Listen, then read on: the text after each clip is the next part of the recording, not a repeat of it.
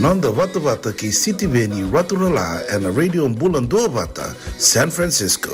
Me kochi kenda Vatabai.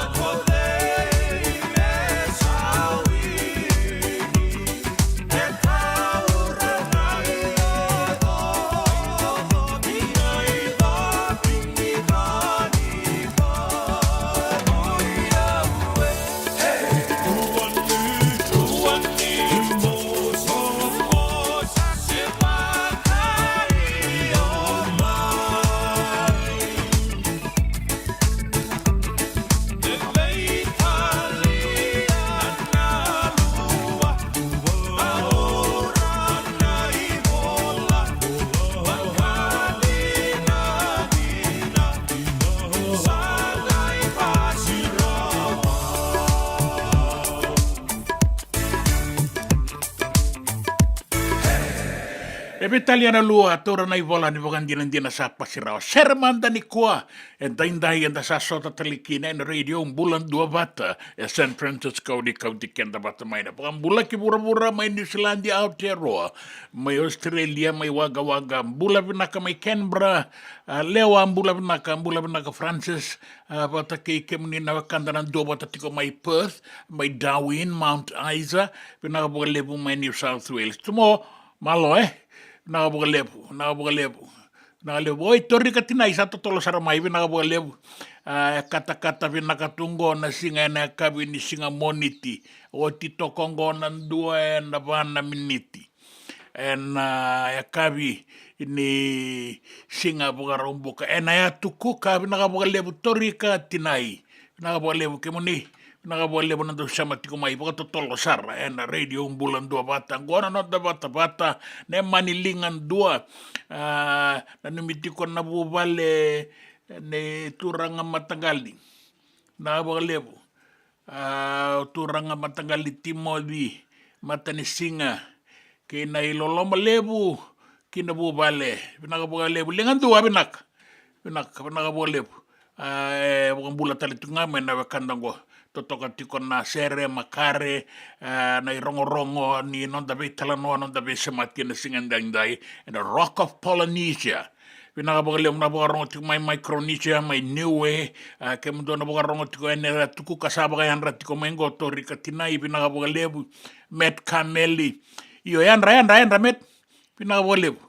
Na wale so kasi bitong ngona tinikan dua nangaw na may biti urungo dan ni biya ngurungo tiko nan raki tau wangaw na nauda yan dari zaman dan raki na singa ni kuan nenda kay wili kana kene tuku rabako tama na kenan daw na tinikaruan na kaloko na singa lebo yan inday na makna wa irua na wale seki binabalebu njina na walebu na muni sema rauti ko mai lena itasi dokobanga binabalebu eso era sangari posa mai sangani doni tuku mai rakanga di rasara tiko na singa lebu endai mai viti eba kakina na be sai burbura di sa sibi tokango na tini kandua na diwa na miniti sibi toka na va na diwa na miniti na ngauna ke Santa Rosa na radio Bula Duavata ngora nonda Vata San Francisco Kauti Keda Vata mai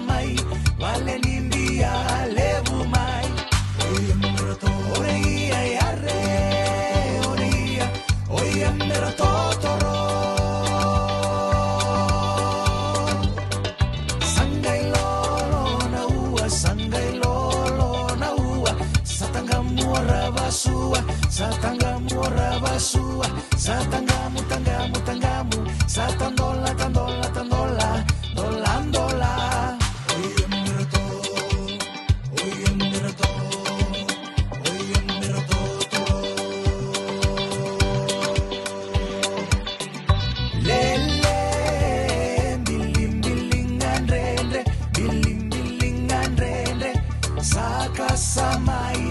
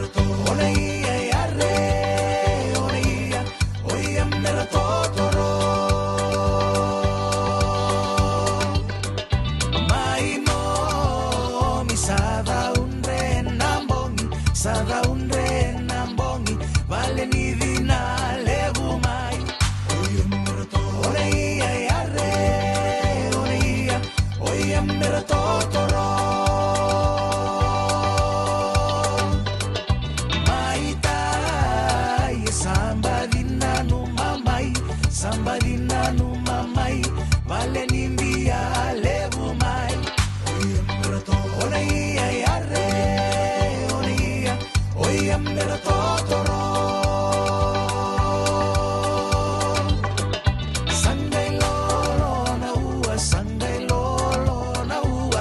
Satangamu ravasua, satangamu ravasua. Satangamu, tangamu, tangamu. Satandola, tandola, tandola. Dola, dola. Oia mera totoro. Ona ia iare. Oia mera totoro. Lele bili-bili ngandre pakasa mai talele. Pina boleh bersama tiku mai maka na wairua. Pina boleh dola bina maseki dola bina lena itasi doko vanga bula binaka li beni tukuna tiku mai kata sarat tungang kona singa lambasa.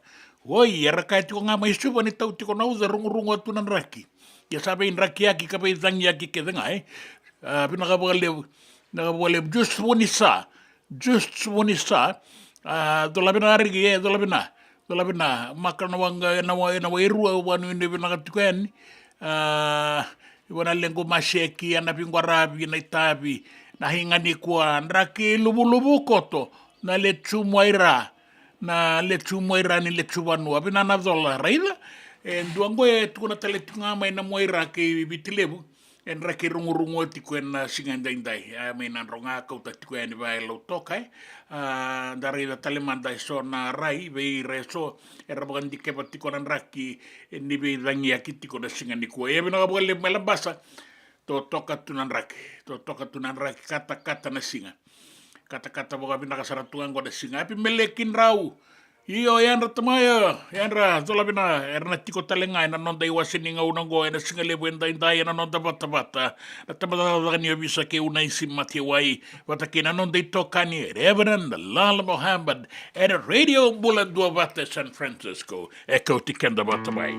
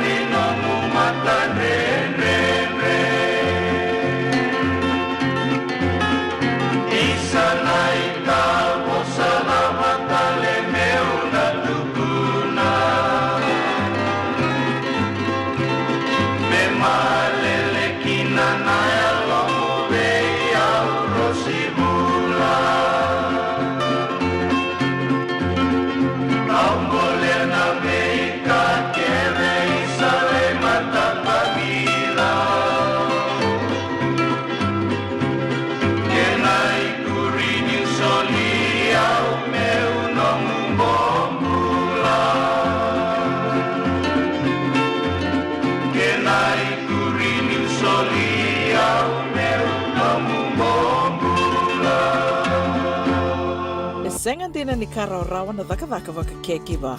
Ia endona kainda wipu ke kawaka mamanta taka tuna bengaravi o ia ke tuna kenda to kakana. Na ika, na dalo, na bisikete, na reo bata, na sunbells e tinimbulu makau. We kenda to na senga tiko nindraiva, se senga ni waka motoka, kandau Drendre no te beto seki, erto satu wakarau na Divine Pacific Food Mart mai Sacramento, merto talaveani na nong ni boli-boli. Rao sara, we tartarangayani na taliboni diwa dua ono toluwa diwa ono saivarua, merto wakarotaka katalada mai na nong ni boli-boli, ena kena ngona totolo tua. Divine Pacific Food Mart, Vitorua Diwawalu Franklin Boulevard, Sacramento, California. Namba di telefoni Viwan 21 Toluva Diwa ono Saivarua. Erto ngarap talangan ni kanalay waka suburi ani nanomu yaya. May nanondo to stoa kina nomu mati ni katumba. Dendram beka nangwala ni kibalilo tero buku ni oso pakadadaka. Sendrak-ndrakita beka na tos nimbula. Kuwa ni lenga sinui gawa. Nana magi mai kina programu warotaki. Mai veratau na New Methodist Christian Fellowship USA. Nongu chisu, nongu banua. Rode na bima manione na kabini buku lulu bei kemundo e California. Bima mani dua na singilewu ni lotu lewu bei kemundo e viti. And a radio Bula Duavata San Francisco. Me Kauti Keda Vata mai. Na nonda Vata kei City Veni Raturala.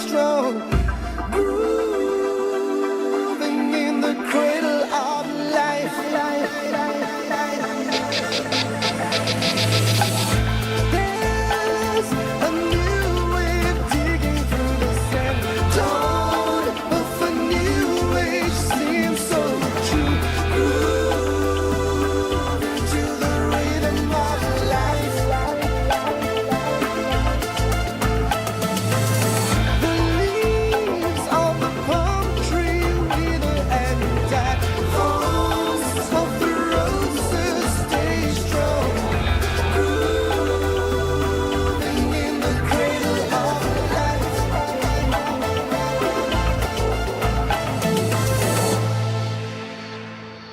toka pagawati na kena.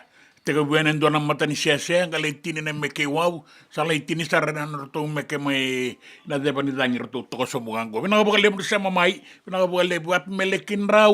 Tola binata maya, kunat ko magale naitasi to ko pa nga, tautokan ko na uda suba. Ya rongo pinakati ko may nabuang kanisere may kiri Iyo pinakabakalebo ko Santa Rosa. Pinakabakalebo, iyo tori katinay pinakabakalebo. Daw red ano yung daw talita kati ko ang roto sere ng ng divi pinakabakalebo. Pinakabakalebo barabi yan Rico. Pinakabakalebo na bingarabi na itabi may kiri ngon na itabi ang karabi ko nga na TFL valelebu bakanda uyan ray na grid security. Pinakabakalebo barabi. Pinakabakalebo na siya mamay nito kinin doon na madaw pinaka o niya ray reolong dito ko may bitiyan ano Isang kayo ka muna nakatakan ni Kuwamin nakabali punta sa siya matiroti ko ni LS Wong. Ay, ngayon baka para naman ito kanang galo. LS Wong na laman ni Tembara. Nakabali mo. Uy, siyamba dito ko ni Mengo. Bula nakaratu ito to kanasote. Iyo, sandi na Ya, nasote sa tungango. Sa akin ni kabidang ko rin. Ya, sa akin ni kabidang talaga soliti ko yan ko. Ya, sa ruilang kanin datubi awaki. Pinakabakalebo lesti, pinakabakalebo ng daw siya matikumay, nang daw iwasin ni ngaw nang go. Ano ma, tiko talangan ko na wekanda daw do batamay, may ibing karabi patato kaya niya kaya nanon tapat-tapat tanggo, singalebo inday na balibakakin. Or to na italatala Lal Muhammad, na ibakasol, ibakasokin, ibakasalam, may natamadagan niyo visa. Pinakabakalebo unay si Matiwe. Sa tiko keda ko, nimberindang irong na itukutukwe na nonta banwa, singalebo inday na tinikaruan na kaloko na ngaw na maibiti, lima na kaloko na ngaw na eke Santa Rosa. Ni Sambula binak.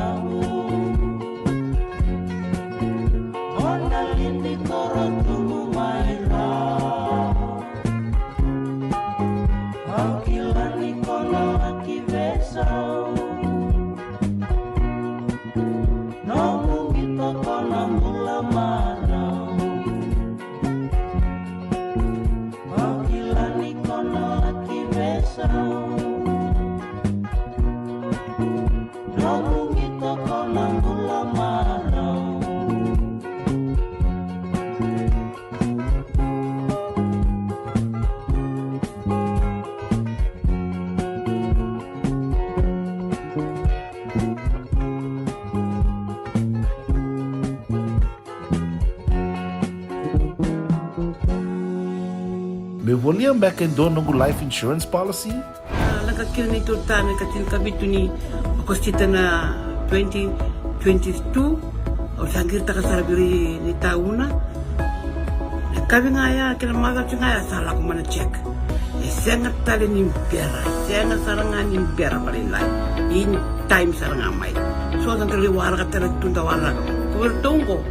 Kau saya lo bengo kamu binasa. Iyo, o ya sarangan buna, rau sara. Sa tiko na pepa se senga. Bula binaka se tobi mate.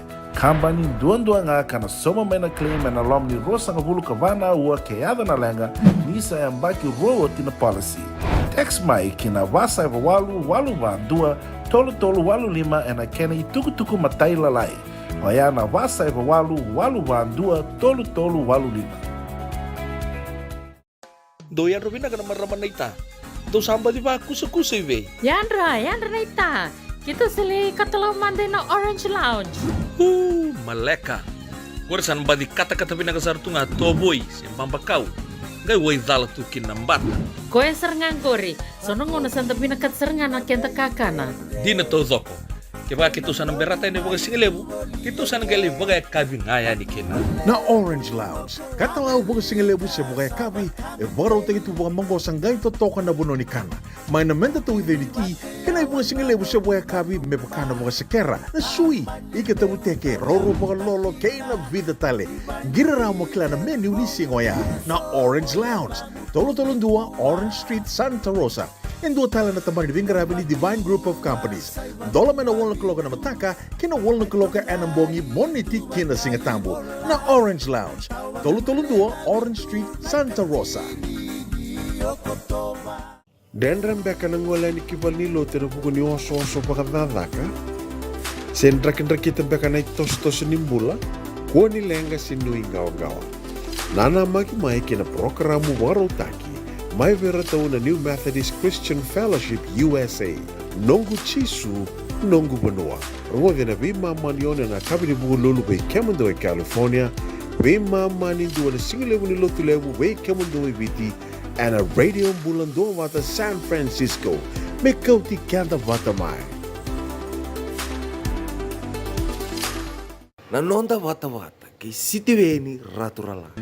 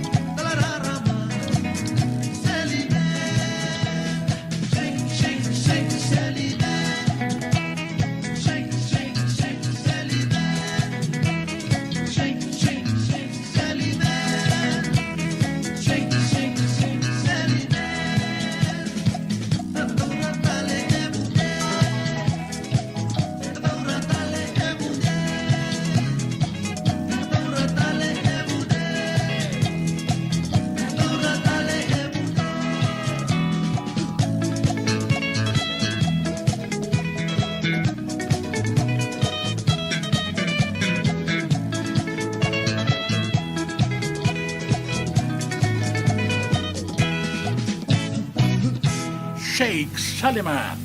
Kay Marika nga taniandra nimbula binaka ngauna binaka ngomenda sa sota Roman dakin na talatala Lal Muhammad.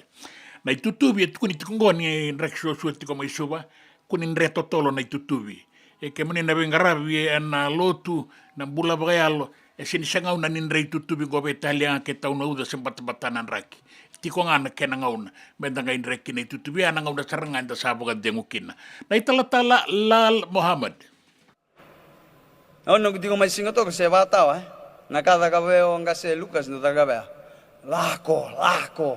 Okay, chico no neben sindo Vandenberrio. Lako, vasangra no mula no monsa lako lebesiko.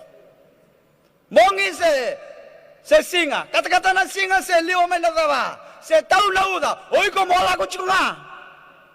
Kendango tau nga bango na uda sa tutubi. Na tutubi ngay solinga ngonum retirement. Kuala teman dan tutubi. Praise the Lord. Ya. Zakaba na inaki ni kalau. Atuma laga may nakalo naka. Menda zagalaka. Lebala siya may nakango. Haraw ta na bula ba wele. Natamatang ando ba wele sindo zagalaka. Tugin nga. Do zagalaka. Nalingay sindo zagalaka. Enan ramdabua. Nasang bawi kundo ng buliman rai. Na panikia ke manda ne sin rawe ko. Keto may law, keto kilachungan na panikia ke. Naka. Ya, orto na makubusod daya, may bonong balaw.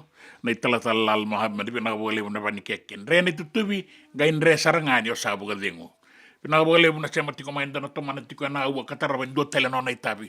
Yan isabo bole katokar tinikarua, na nawarong talanga be unay si matiway may natambadagan yo visa, na singalebu en dainday, na nonda nga una, na nonda Vata, kay na radio Bula Duavata, San Francisco ni Kauti Keda Vata may.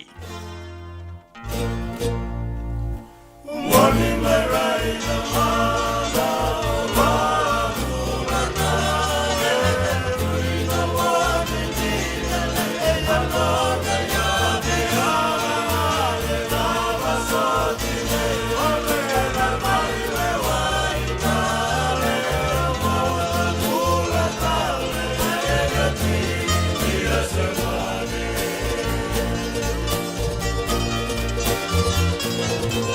Bye.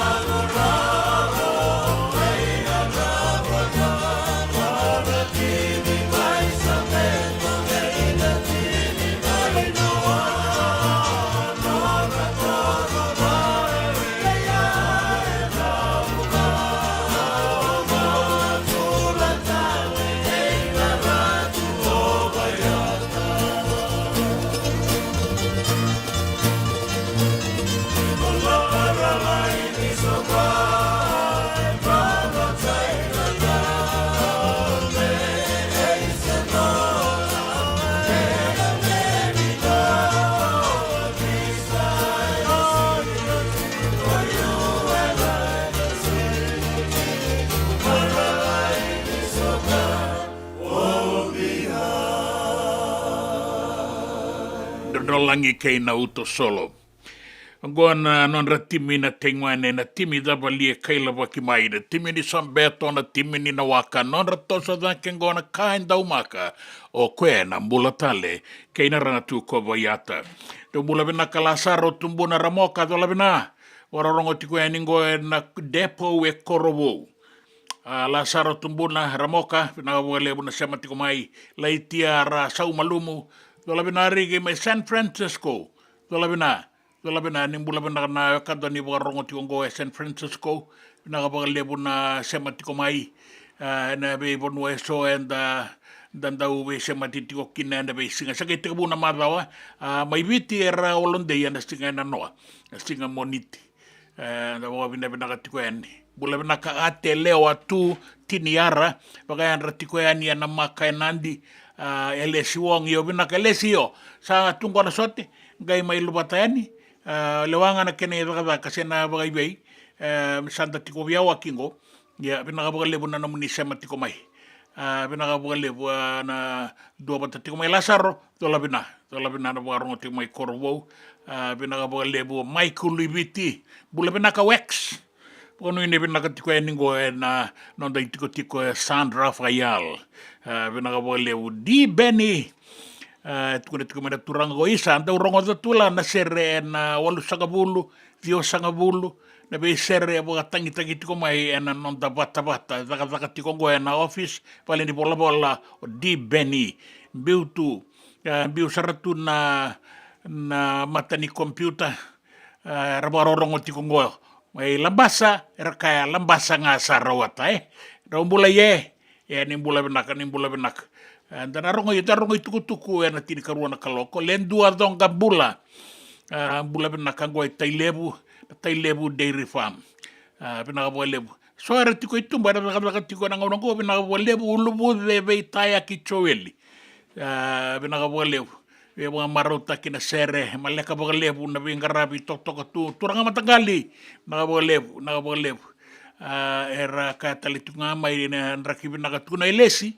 o na maramando kanang galungo na nraki na tembara tau singa tungo na langi rongo binakatiko ya ini nandomo ni bingarabi yo binakandendrenga mo ni ngarabi na singa lebu indai sabo tingo tini kaona na miniti me tini karua na ngau na mai viti wo tini kaona me tini karua me lima na kaloko na kawi ni singa moniti indai San Rafael da boga bina kan indaroni be semati tiko ni toso tiko na ngau na wara kan tuku na non da banoa ke ne be sai buru na tuku ni geto ke nan raki na tini karua na kaloko dari damanda ne ndua na ibo roni dangi solitiko baleta na dabia tiani no mai viti kaina kini tautiko na uda tialen rakibina ka dila talen singa semba di tau na uda bakati ko na kini rerai na be singa ebina ka bole lendo donga bula na bole na borongo tiko mai na tailebu dairy farm na singa lebu indai ke moni ndetiko na be were tita vioka tiko beka esa sama ki tiko beka ngabina ka bole usar na sema tiko mai na nonta bata na singa lebu indai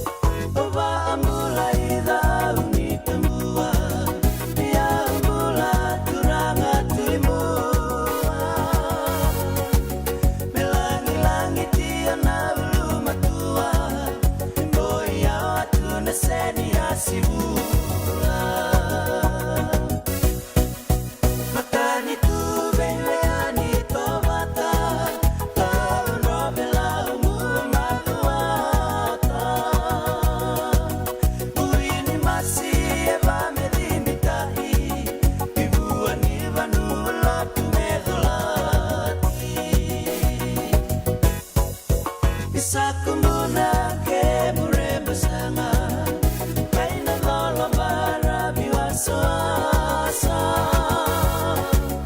na vei anu yanu era nduidiri viri wana nabuna ya tulo mai vivi sondoka nabu kina ya tuya sawa saraba nuarando mona mesaraba Watulele na yanu yanu ni tanda Benga yanu the nabu labina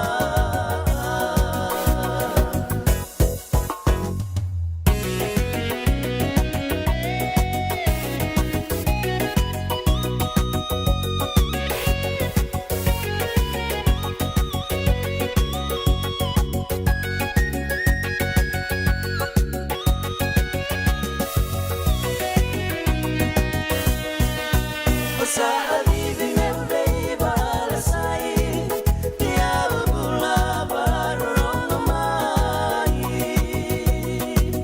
Pongani sere mai nada kadimana Bula sia nonda vitira rama JJ's Food Shack. E tiku kete kina na kakana boka biti me bakana kokonda. Lobo benga ni ngai kani doitu na bundi na ndalo se tabioka. Na kakana boka langi me bakana steak baka eloka kena coleslaw. Wee! Na kari toa sa wadha badina na keni kana. Kay tiku talangana non to specials and the lomani madawa. Dau tamba na Facebook. Na doi ni tiwa ya na bani mandrai pai ke na bungatale. Go na JJ's Food Shack. Viu Valley mo Billy Jane Street, Santa Rosa, California. Karo talagang rito dili mo yang may Santa Rosa, may hato saray ni Kina Vata. Girit-rito sana Kina Vitu Saiba Vitu Tolo Dio Tolo Dundu Limono. JJ's Food Shack, Santa Rosa, California. Me volia back in dono ng life insurance policy? Nakakil ni Turtane katil kabitu ni Okostita na 2022 o sagir takasarabiri ni tauna. Kami ngaya kila mada ngaya salah ko mana check. Sengat tali ni biara, sengat sarangan ni biara paling lain. In time sarangan mai. So ang tali wala ka tali tunda wala. Kubertongko. Kau saya lo bengo kamu binasa. Iyo, o yasar nga na buna, e rau sara, sa tiko na pepa se senga, bula vinaka se tobi mate, kambani duan nga kana soma may na claim na lom ni rosa nga bulu kavana ua keada na lenga, nisa e ambaki roa tina policy. Text mai kina vasa eva walu dua, tolo walu lima e na kena i tuku matai lalai. O ya na vasa eva walu dua, tolo walu lima. Nanonda Vata ke City Veni Raturala.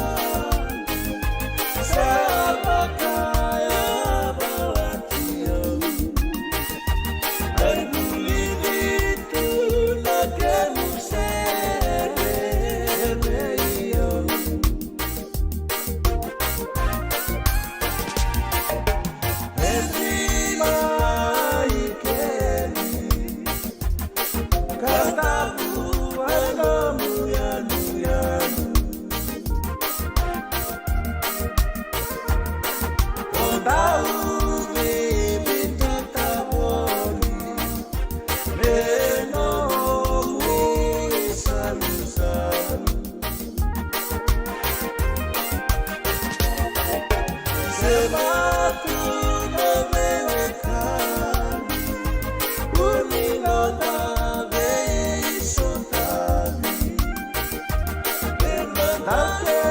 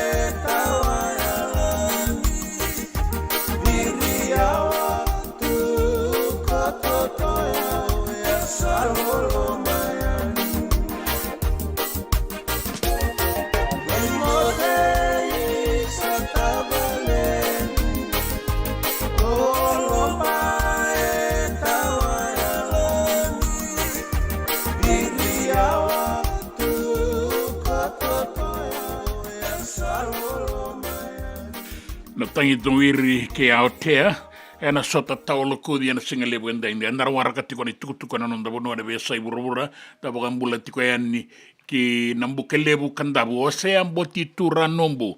Sa dola binarigi. Lai da butirigi na buka bina buka lebu. Tuya na buka rorongo rigi koto ya nambuke lebu kandabu. Ni bula binaka mai bale sasa. Bula binaka.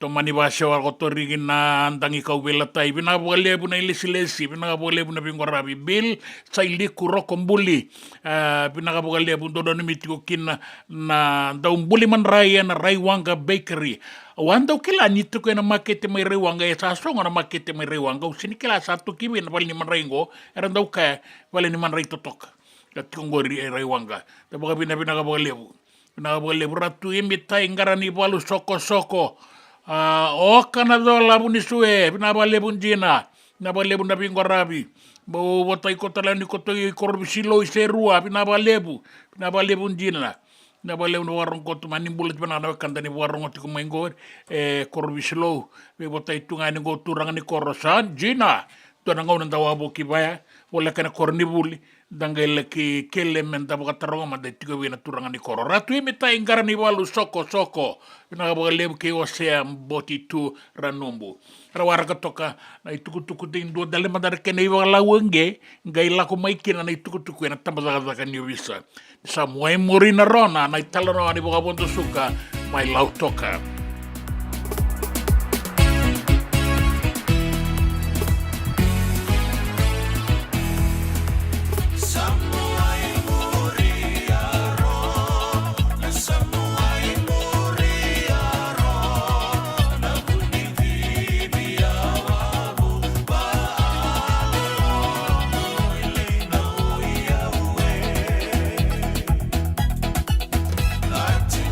Muluma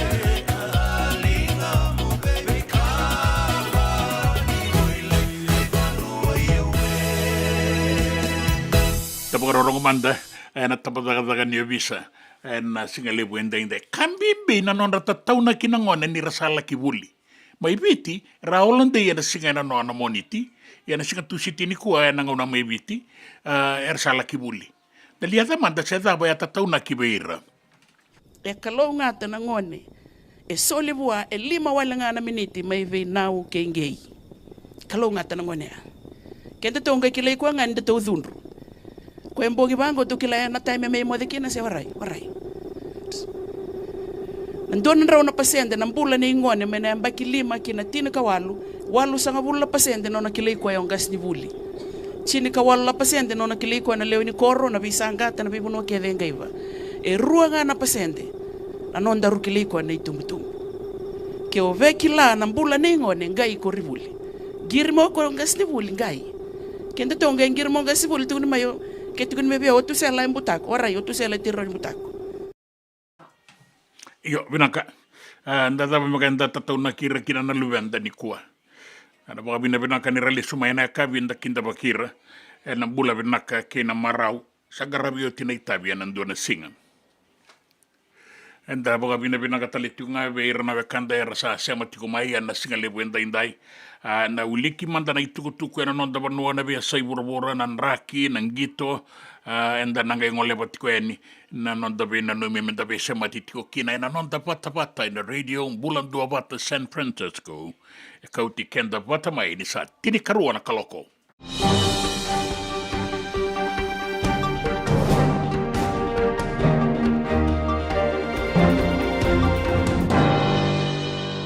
tukutuku na nonda banua e varita ki mai ni na mbaki saoti rona undol rosa bulkatulu kuneiki na indona rau karua na kisi vovou ni matedha na HIV na nonda banua.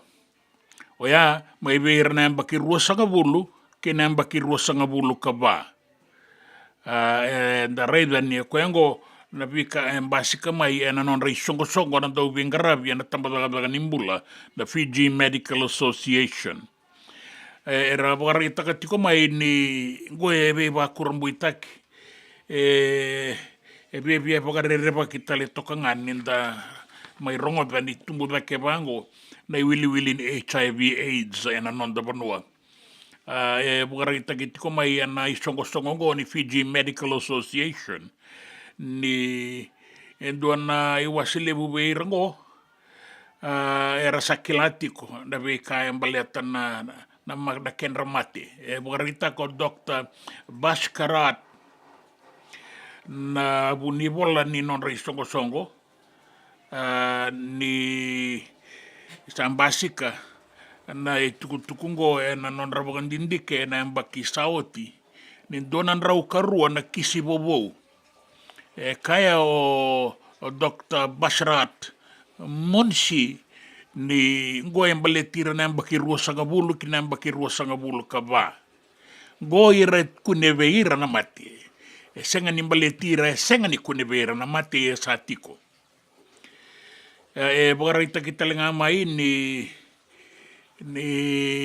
itukutuku ngo bogarita kataletiko nga na kena sa tete bagalebusara na mati ngo na nonda bonu andina nga ni sanga soti ni damdabo itu talanota ka boglebo na kisi so ni matengo na HIV AIDS ka rasa bangan dina tagatiko na bengarabi na tambalaga nimbula na tosoda ke baga totolo ni wili-wilingo ka via ribo mbita kitalengakin na nondambula na bukunra ersata ubi matitiko go manamba kitini kalima kinamba kitini kariwa tolu sangabulu na kisi bobo may namba kingaya tini kalima kina tini kariwa walu sangabulu kaono na kisi bobo o irakatiko non remba kinimbula may na ruwa sangabulu kalima kina ruwa sangabulu kadiwa ono sangabulu kandua na kisi may namba ki tolu sangabulu kina tolu sangabulu kaba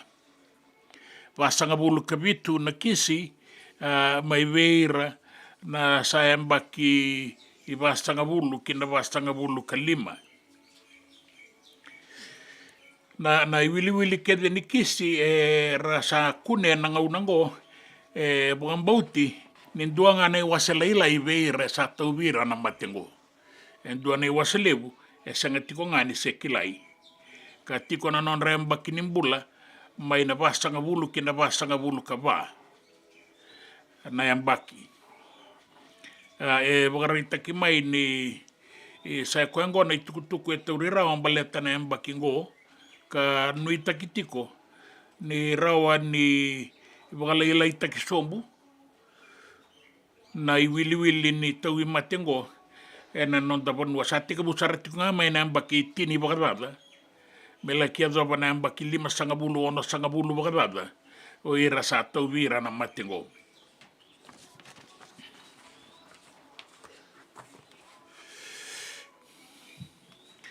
Kina itukutuku tale so, baleta na wainganga, bagarita ki mai ni rasabangang gardo takana tambadagan yo visa na non raya rabaki, na buku ni wainganga, rasamba di besu so, na muani marawa rewawa belewai, sa bakai romboti biti taudoko, non da koro, na tiko bangalala, ke na be korni ragak, kana obisa, sarto sa tiko nga na non rayan rabaki.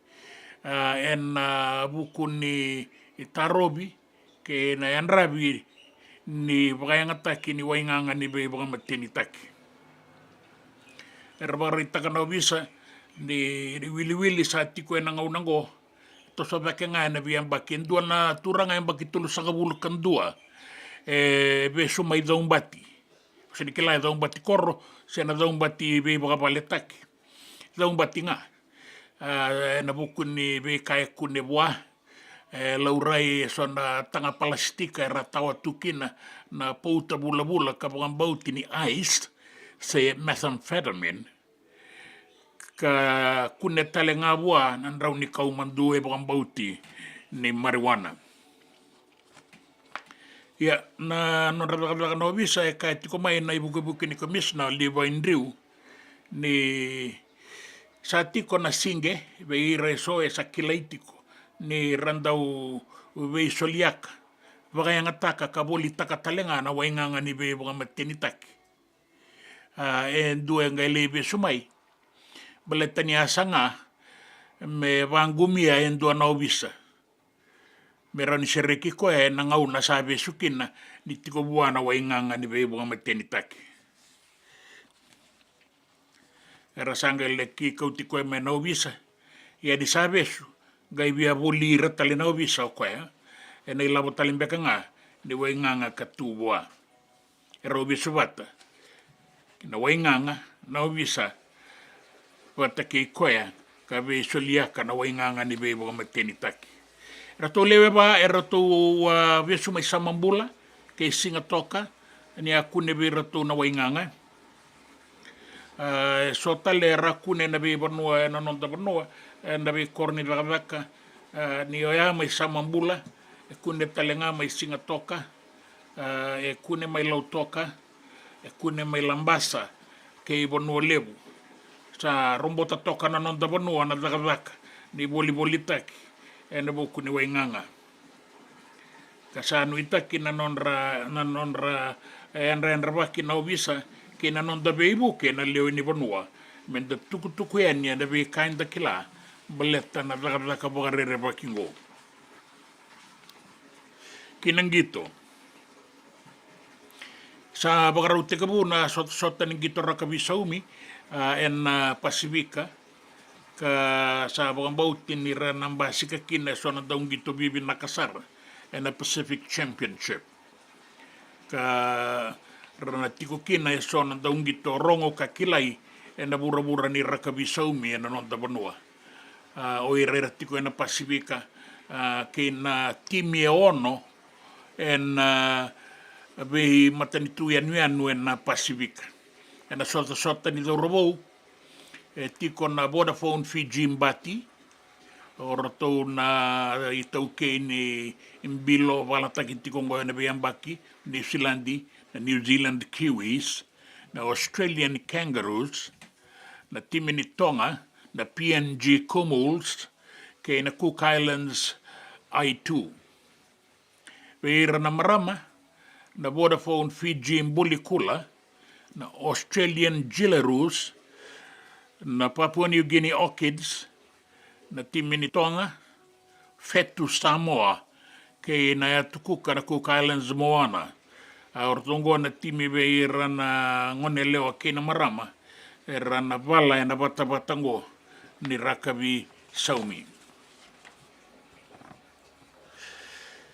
Sa baka ko na nonda timi na Fiji Water Flying Fijians kina finala ni sota na Pacific Nations Cup mai Chichibu Stadium mai Tokyo mai Japani ka sa baka bautitiko ni rauna lai sota kina timi ni Japani ortone tau kini rara na labe rombe ka mai sena baka ibe wa nangai madala enambong ni Singapore rowengo duana daungito embasika na edana na ibakatangin dengan devinaka ni mangosa na kaukaua kei na nona kila o elia dhana kauivata. Taurati kona itutu ni namba walu last mendau na dhoro wongo ibakasanga imbasika tiko mai na ibakatangin dengan devinaka ni nona gito na nona mangosa na fika na faito kei na faiwa ni rakabi na nonda banua kei na bia saiburo na bata wea salakim basika kina o dhana kaivata.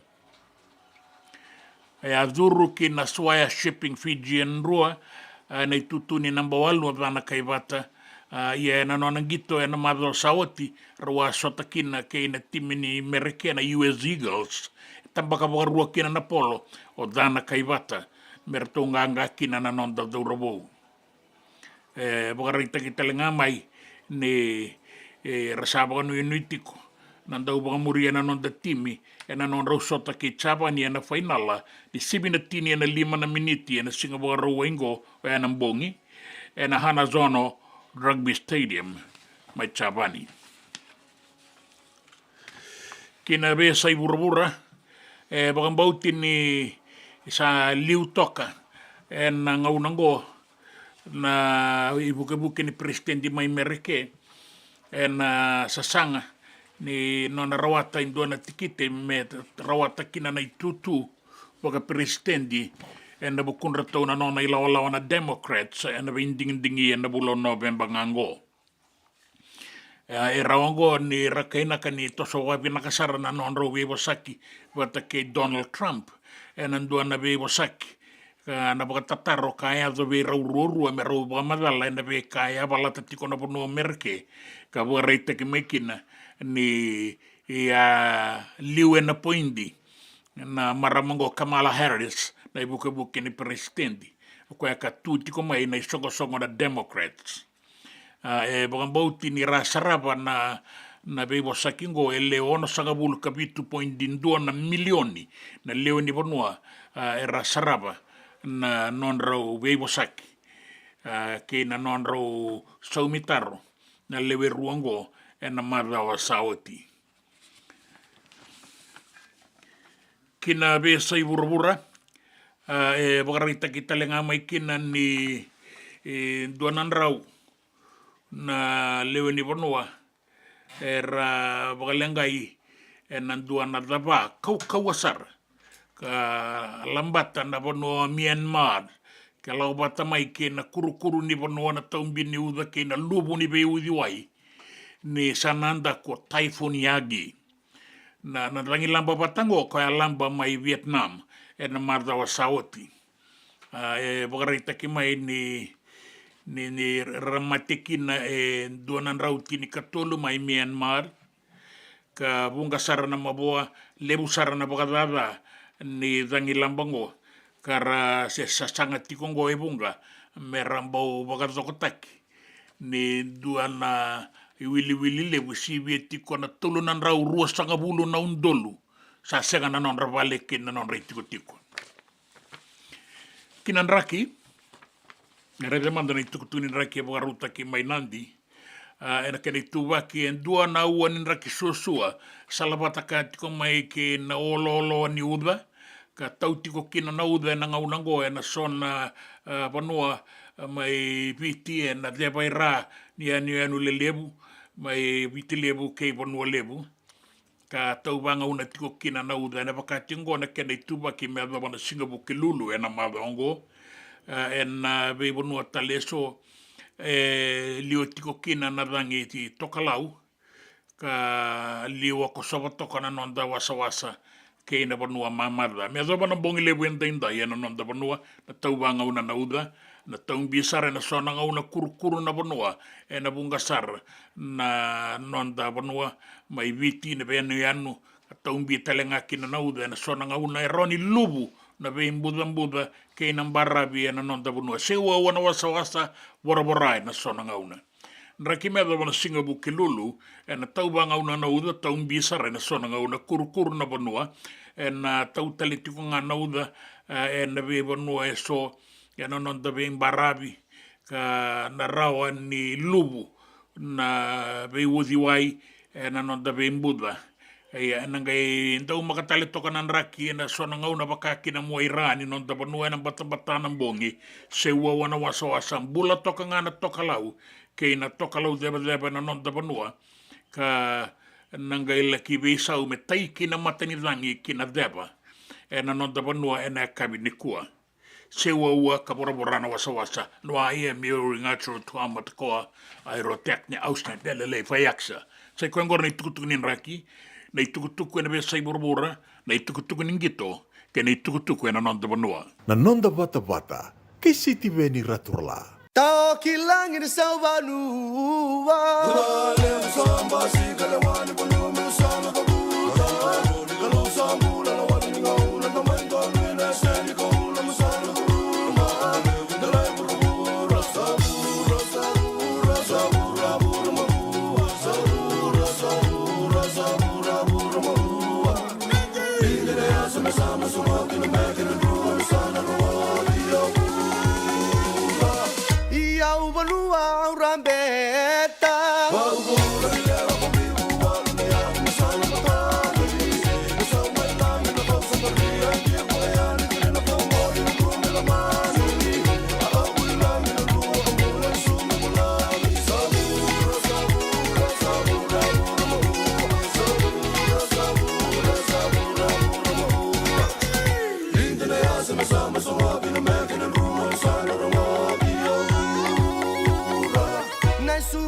que usando muda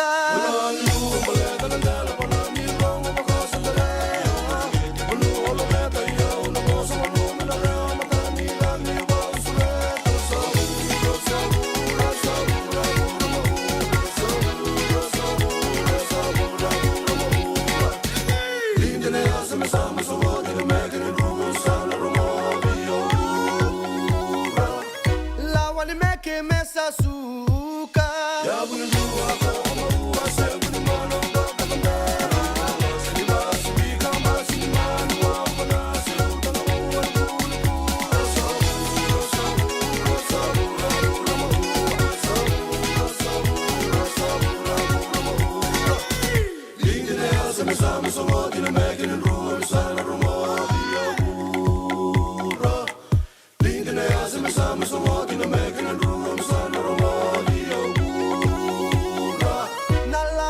que me sasuka ya bunua ko amua se bunimano baka tambera sindi basi vika basi ni manu wa bana se utana uana bulu puro sabura sabura sabura pura maua sabura pura maua linde ne ase me sama somo kina me kina ruwa sana romo dia ura isso que me que usando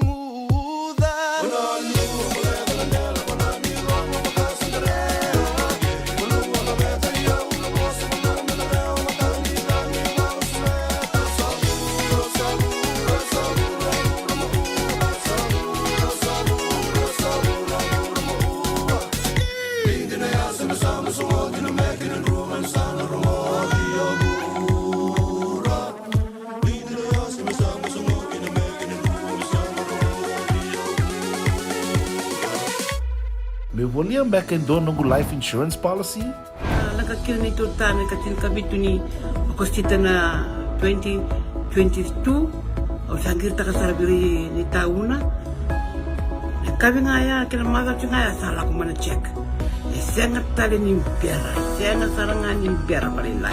In time saranga mai. So dan kali warga tele tunda warga. Kuwer tunggu. Kau sahalo ko dengo kamu bilang. Iyo, o yasar nga na buna, rau sara, sa tiko na pepa se senga, bula vinaka se tobi mate, kambani duan nga kana soma may na claim na lom ni rosa nga bulu kavana ua keyada na lenga, nisa yambaki rowo tina policy. Text mai kina wasa walu van dua, tolu walu lima ena kena tuku matai lalai, o ya na wasa walu van dua, tolu walu lima. Dendram beka nangola ni kibalilo tena puku ni oso pakadadaka. Sen drakin beka na tos nimbula, kuo ni lenga sinui gawa. Nana magi mai kina programu warotaki, mai vera tau na New Methodist Christian Fellowship USA, nongu chisu, nongu banua. Rua vina vima manione na kabini buku lulu bei kemundo e California, vima mani dua na singilewu ni lotu lewu bei kemundo e viti, and a radio Bula Duavata San Francisco. Me Kauti Keda Vata mai. Nanonda Vata kei Fijian Radio Station.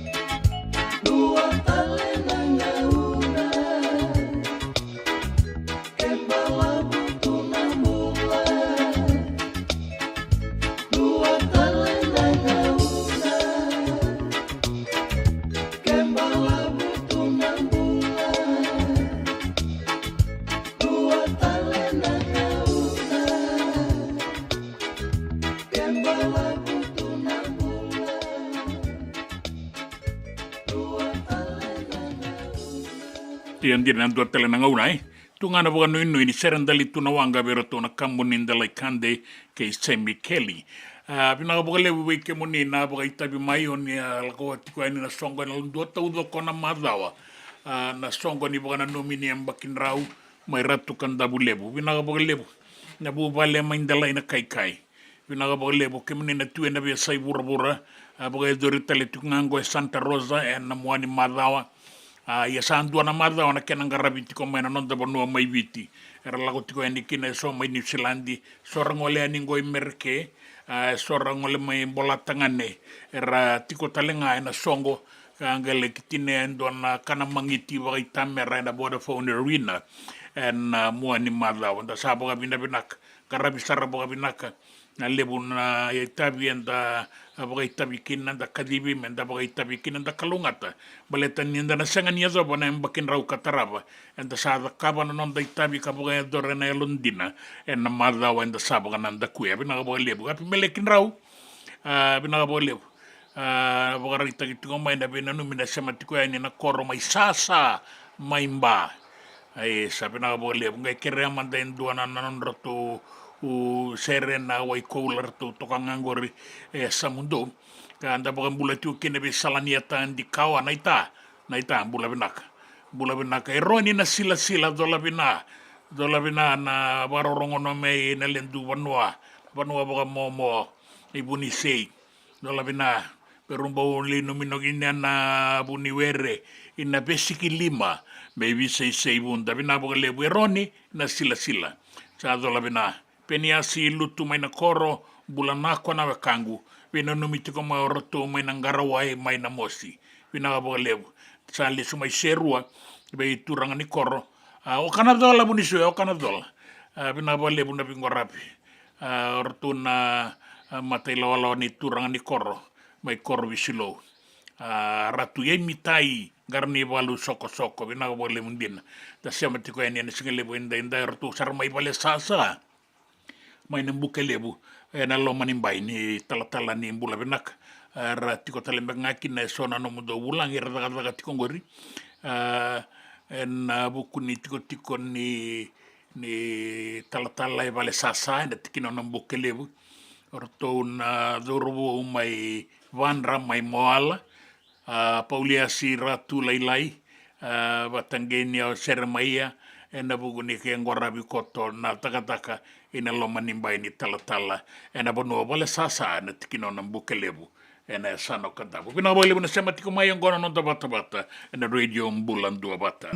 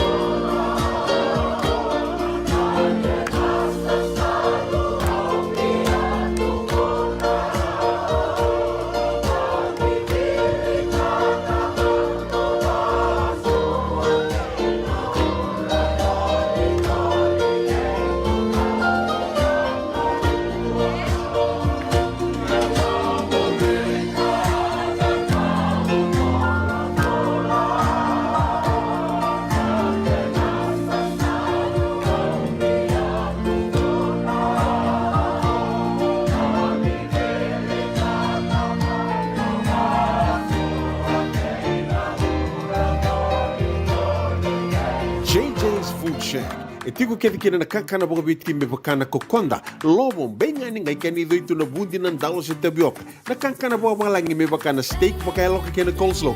Wee! Na kari toa sa wadha badina na keni kana.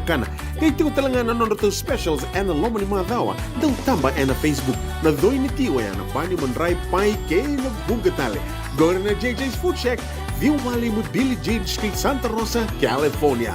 Karo talagang rato dili mo yang may Santa Rosa, may yato sarani kina Vato. Giritirto sana kina Vitu Saiba Vitu Tolo Vio Tolo Dundu Limono. JJ's Food Shack, Santa Rosa, California. Me volia back in doon ng life insurance policy? Nakakil na ito tayo, katil kabito ni Akostita na 2022. O sangkir takasarabiri ni tauna. Kami ngaya kila mada ngaya salah ko mana check. Sangat tali ni biara, sangat sarangan ni biara paling lain. In time sarangan mai. So kan kali warga tera tunda warga. Kau tunggu. Kau saya lo dengo kamu binasa. Iyo, o ya sarangan buna. Rau sara. Sa tiko na pepa se senga. Bula binaka se tobi mate. Kambani duan nga kana soma mena claim na lom ni rosa nga bulu kavana ua keada na lenga nisa yang baki roa tina policy. Text mai kina wasa eva walu ba dua tolu walu lima ena kena tuku matai lalai. Oya na wasa eva walu ba dua tolu walu lima. Na nonda Vata kei City Veni Raturala.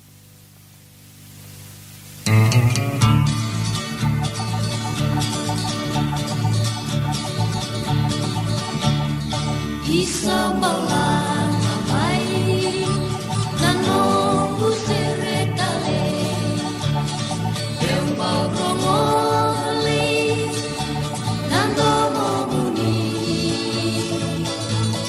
Wakanana nutu nanu marawali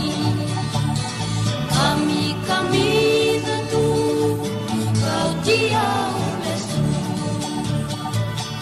Kauti ole suwe ke muni, meu borro moda nando muni, nando mara we muni tu, oya we ke muni. Kata drabolina, rana tale koya, bembau ya betale, kena salah.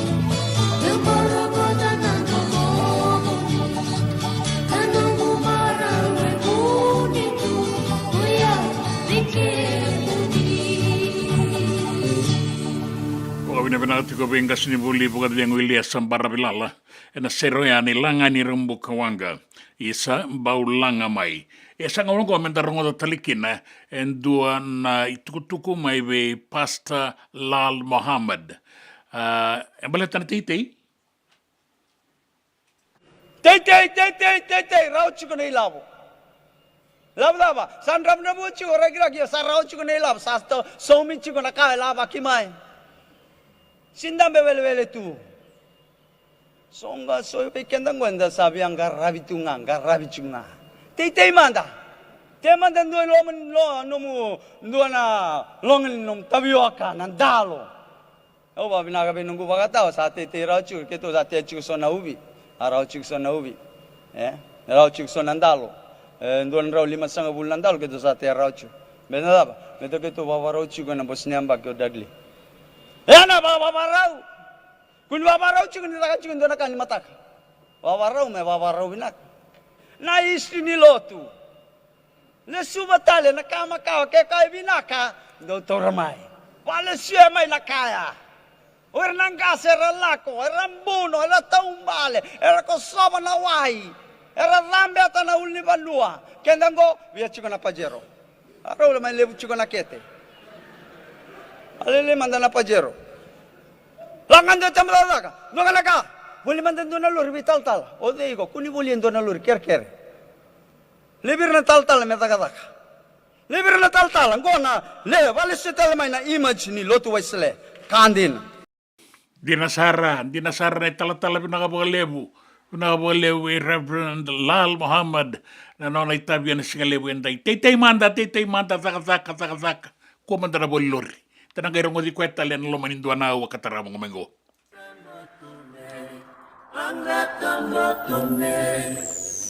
Kualalearan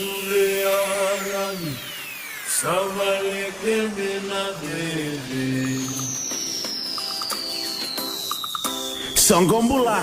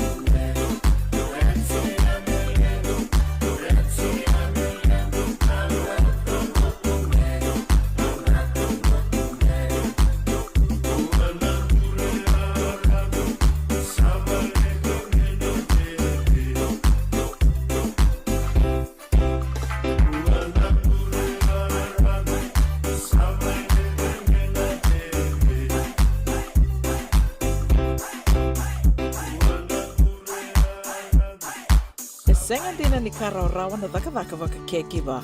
Ia endona kainda wipu ke kavakamamanta takatuna bengaravi o ia ke tuna kenda to kakana. Na ika, na dalo, na bisikete, na reo bata, na sunbells e tinimbulu makau. O kenda to na senga tikunin raiva se senga ni vakamotoka kandau dren na te tu beto seki. Erto satu vakarau na Divine Pacific Food Mart mai Sacramento merto taladayani na nung ni voliboli. Rawa Sara. We tartarngayani na taliboni diwa dua ono toluva diwa ono saivarua merto bakarotaka katalada mai na nung ni voliboli ena kenangona totolo tua.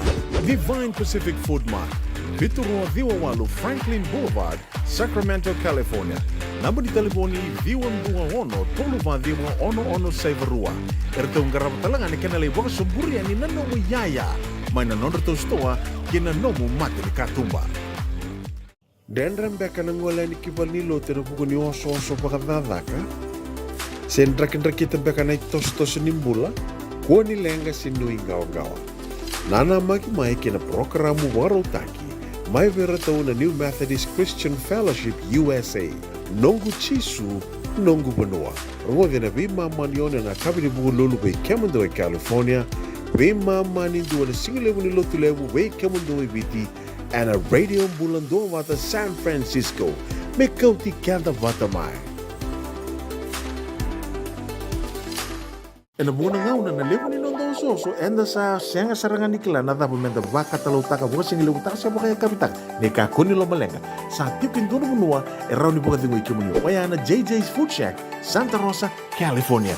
Na be matangali kaka na itugina me baka na karitoa waraisi na lobo palusami na buwaka na kaiwa soso na dalo na toa na kokonda bayangani ka ng gamure na kaka na buwa balangin me baka na steak gay baka loka tabioka ka na coleslaw surua chutney kailangan ko pata na kaya na pie ng bani kay na manray o yan na JJ's Food Shack Santa Rosa, California. E rosaranga no direct message virto giringa kina vitu sa vitu tolo dio tolo duo limono se onga wale saranga lito miko mai na nomota e na dio maluma Billy Street o ya e Santa Rosa, California. E rawatalanga ni rito li dilibata kaya na kemu katalo wasing lebu sa wanga kabi ya mai Santa Rosa, Kinavato. JJ's Food Shack, Santa Rosa, California. Nanonda Vata kay Sitiweni Raturala. Pakia sama indono moniromo. Pakia sama indono moniromo. Pakia sama indono moniromo.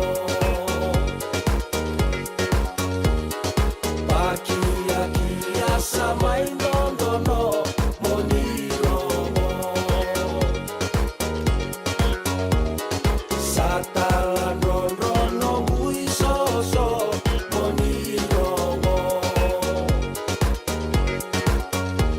Na pakia sama indono moniromo. Awe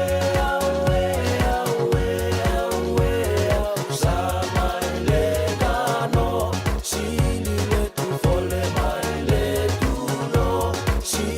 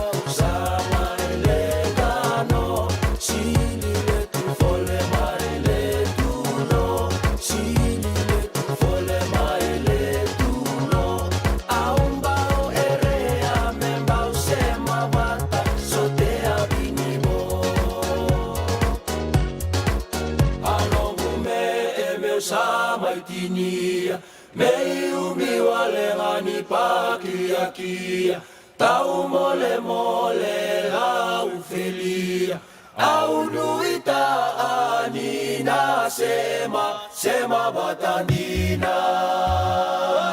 Atunika pole mai le chulo na lengu vinivo ue au sa mai lenga no e sili le pole mai le chulo.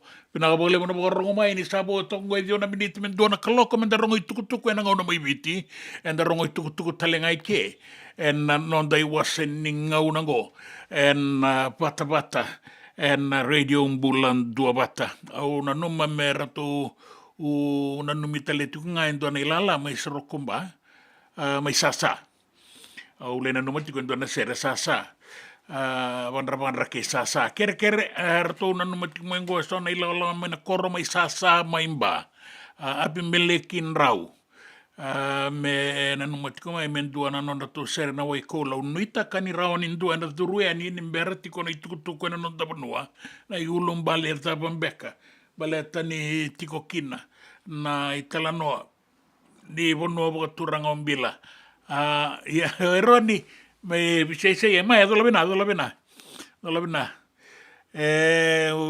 gusami gul na le mu tukutuku bina vale mata serni asano kanta buena no matiko mai na turanga ngo kero wale ni mata serre Vata ya nanga una tau ya bukina na tini ka dio bitu sanga bulu kawal do ke mani sanga nikila mata serre rongo ni asano kanta bu ya tika bu mai dolo isuba na tini ka dio bitu sanga bulu kawal ba lewa na tale tonga eroni na sila ke rauna no matiko kina na kai ke rongo mai bambe mai ono era masi lobondua ke irana lewe ni mata serre ni asano kandabu doni ananga una ke robi talano atu ke nango ke roni na sila pina bole di beni pina bole yo kani rai do tani ngambur basanga pina bole no ni sama tiko men singa lebu inda rabo rongo ni otingo kina tabala baga ni bisa.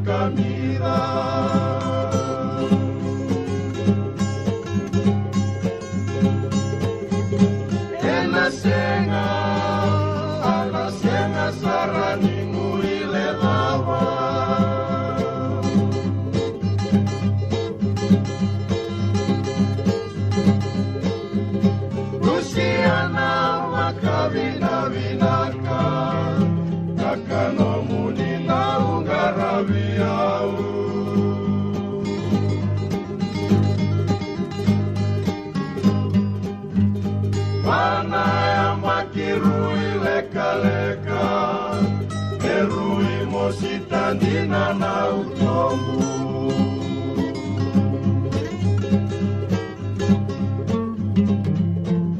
Bisandiatu nongutangi mena ya molikirei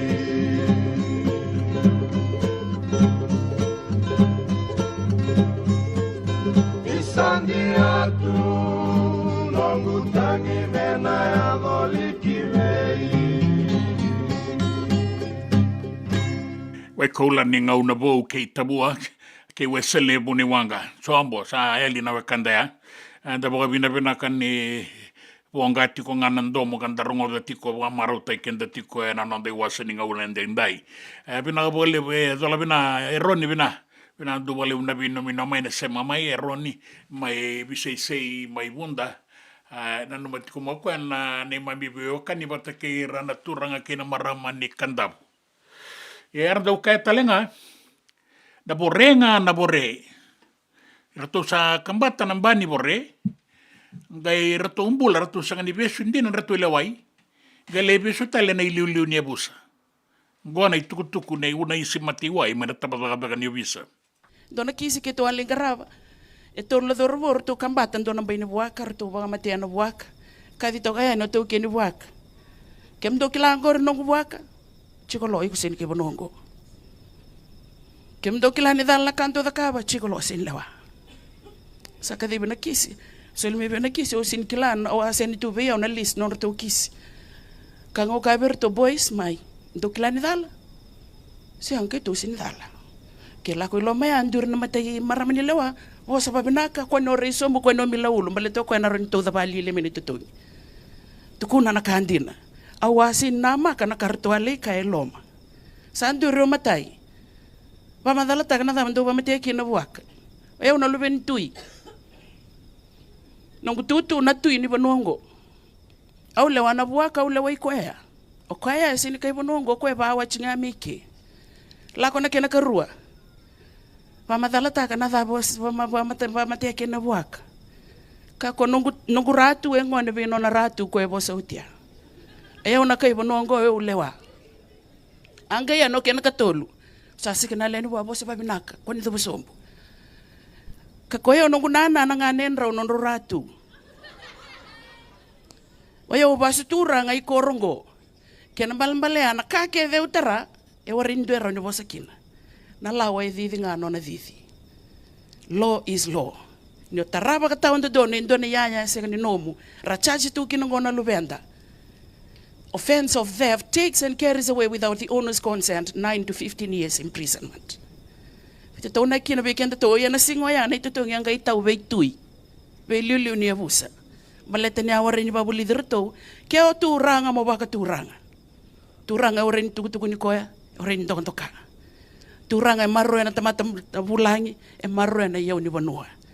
Na babu bulia ya na non do dono ngone me baka bulidi baka do dono.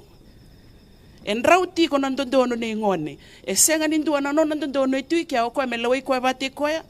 O ko ni duri na matamaten ko rivuli align his hundreds of rights to the 100 school rules. Ni duri lo mani koro align taka na non dono kinalawa ni koro. Ni duru ki lotu align taka non dono kinalawa ni lotu. Ia na lawa sa tunga lawa baga banua kena italano andarongo de tungo na bore nga na bore. Rale lewa ina ngone. Ia ngalito tongita kene liu ni busa ya sanganiti koko na ngauna kambatiki na nambani bore. Ia na bore. Da baga bina bina bole ban tamada ni bisa ke na nono to tukutu na singale buenda indai. Sandu na kaloko.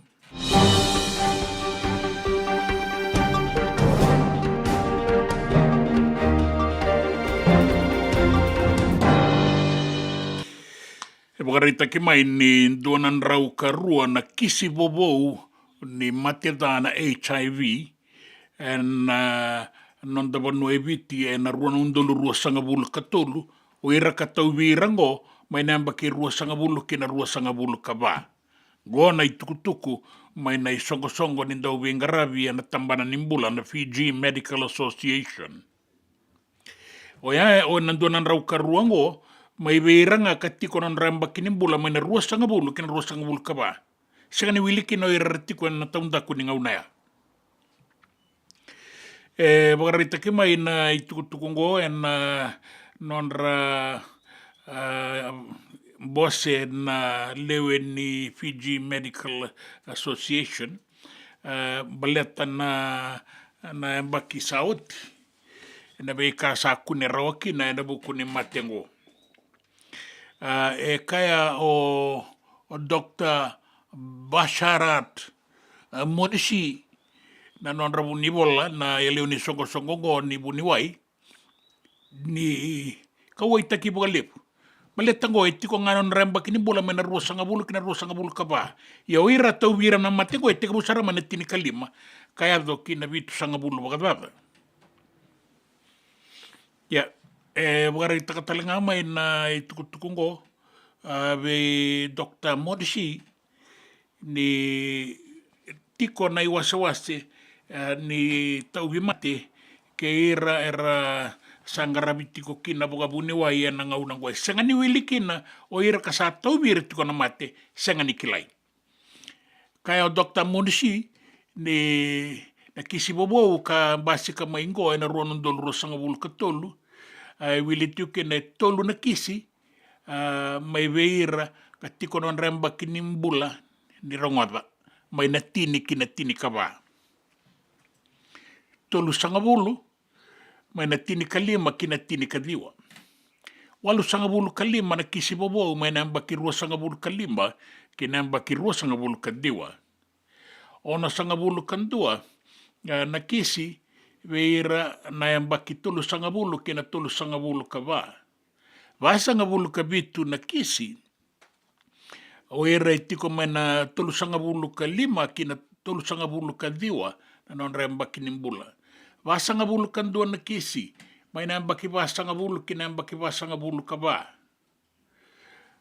Rua sanga bulu katolu na kisi ni HIV, mai na vasanga bulu kalima kina vasanga bulu kadiwa.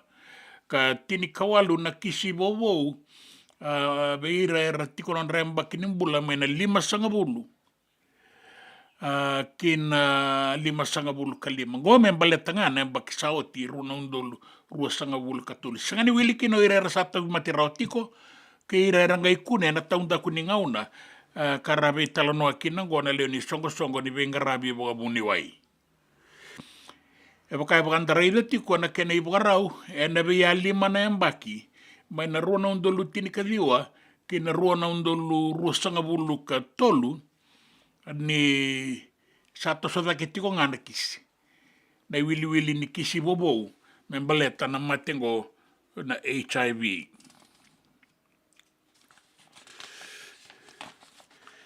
Bagareita ke mai ni sa pangangkatotaka na tambadaga ni visa na nona endra baki membaleta na wainganga ni beibonga makenitaki. Sato soda ke tiko ngara sa pangangkatotaka tiko na nona vengarabi na ngaunango mera tombo karabesu karabele waitaki o era bolitaka era bagayangatak karabe solia katalenga na wainganga ni be boga matenitaki kana moani mabelo saoti leikau maiki na endua na turanga emba ki tolu sanga bulu kandua mai long bati leikau mai na turanga ngoni kunebua son pouta bula kabang bauti ni ice sa methamphetamine ni sanglay kau may bua sanggay kunetalenga sonan raw ni kau mandu kabang bauti ni marijuana kaya oliva indriu na ibuke-buke ni commissioner ni visa ni sarabangangay ti ko irakedengo endua talengo na kisini bangangay embaleta endua kasabesu o tingai via sauma gai via vangumia na ubisa kabisugi koe. Asando tenital na kisya. Sa tiko manda na beka na beita kikina membaleta na wainganga sa ngai tiko tale na nona beita kia na bei vangumi. Ya bukarita kimai ni sato sa tiko nga na bei vangangai ka rasa sa sangat tiko kina na bingarabi na tambadaga ni ubisa mera kune mera lewai kara totongitaki oira era ngaraba na bei botaya ki na boli taki se rabagayanga takatalenga na wainganga ni bei banga mateni taki. Na itukutuku ningito bagarita ki mai ni na maraongo na tigabukina na sota ni Rakabi Saumi na Rugby League Pacific Championship. Ka na tigabukina na non rangito so na daung gito kilaya na non dapanua na Rakabi Saumi ka sana tigabuti ko nang gito na sota na marlaw katumai na baka sa tigabuti ko eningo. O era daw talita ka na gitong ko na Pasifika. Era na bagan dinata ka na non rato may sota ono na team yan na bimata nito na Pasifika. Na non ra balatakan na idobi ni sota ngo na Pasifika. Bagarita ki mai ni rato na sota tiko kina na Vodafone Fiji Mbati. Na champion ni sota ngo New Zealand Kiwis. Na tim ni Australian Kangaroos, na tim ni Tonga, na Papua New Guinea Kumuls, watakin na Cook Islands I2. Beira na marama sa na ngonelewa na sota ngo, na sota tiko kinan na Vodafone Fiji Bulikula. Watake rato na boni timi, na bei matanitu sa labutio tiania nira na baka raw tiko may kina wili tiko kina na Australian Gilarus PNG Kumuls o Tonga o Samoa na Fetu Samoa watake na timinia tukuka na Moana bagang bautin indo na sota binakasara sa baka rauti ko kina na bula katumai na bengatita ka na idobi and the Pacific League. Na Rakabi na mwani madongo sana kay final ki na obiti anganga obiti na Singapore Ruai Saoti na non raw sota kina team ni America na US Eagles ka bagarita ki may ni basi kasara na mangosa ke na ibakatangin dingin de binakaningito ni Elia Dana Vata na number 8 ni team ni Viti na Fiji Water Flying Fijians. So rubongo ya duruma ya nandrua ya sala kingito saratokongo ya nandua na bata torodake kabukang bautin sa tikabubaga reita ki kweti ko may kinabuga binak.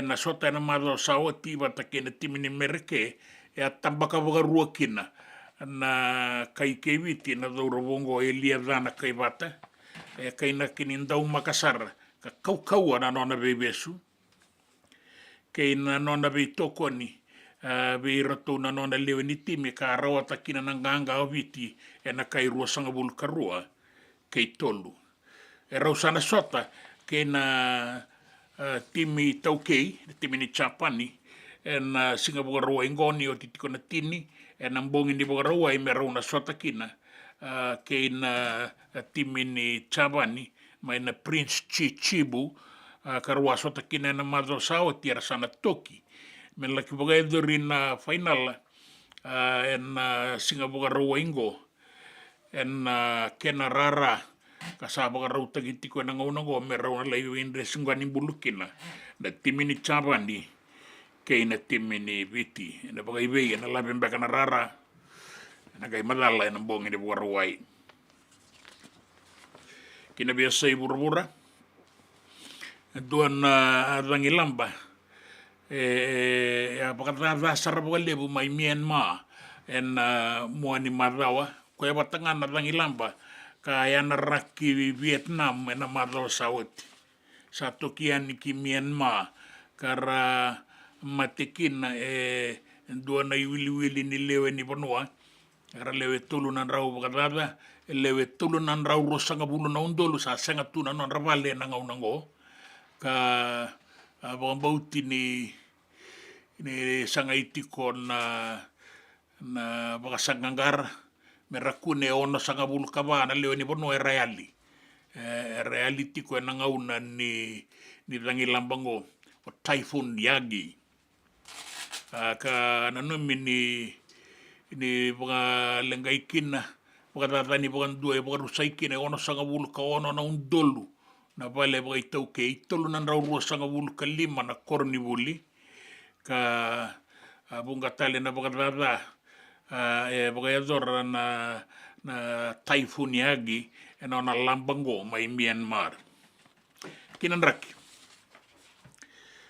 ai tukutunin raki na non tapanua mga rita ki maini dona uanin raki sua koto na non tapanua na ngo uku Vata ka toka na kena loloa tau banga una nauda se wo na wasa kana laki bora na sona ngauna ndei toka na langi toka lau ngai taiki kina deba na kabi ndai na kabi ni Singatu City me doba na bongi lebu ndai na non tapanua mai viti na tau banga una nauda na tau biasare na sona ngauna se wo na wasa kuru na panoa na rawa ni walu buna bimbuda kena bimbara bia na non tapanua ka bugarita ke mai ni na bora na wasa na sona ngauna me doba na singabu kilulu ni mataka na tau banga una nauda se wo na wasa tau biasare na sona ngauna bula toka ngana rangi toka lau kana ngele ki taiki miliona deba na non da bimbarabi mai viti se wo na wasa kana bora na sona ngauna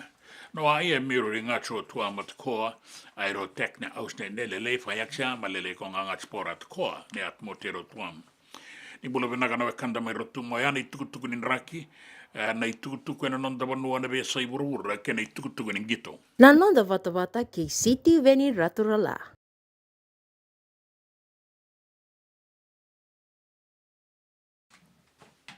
well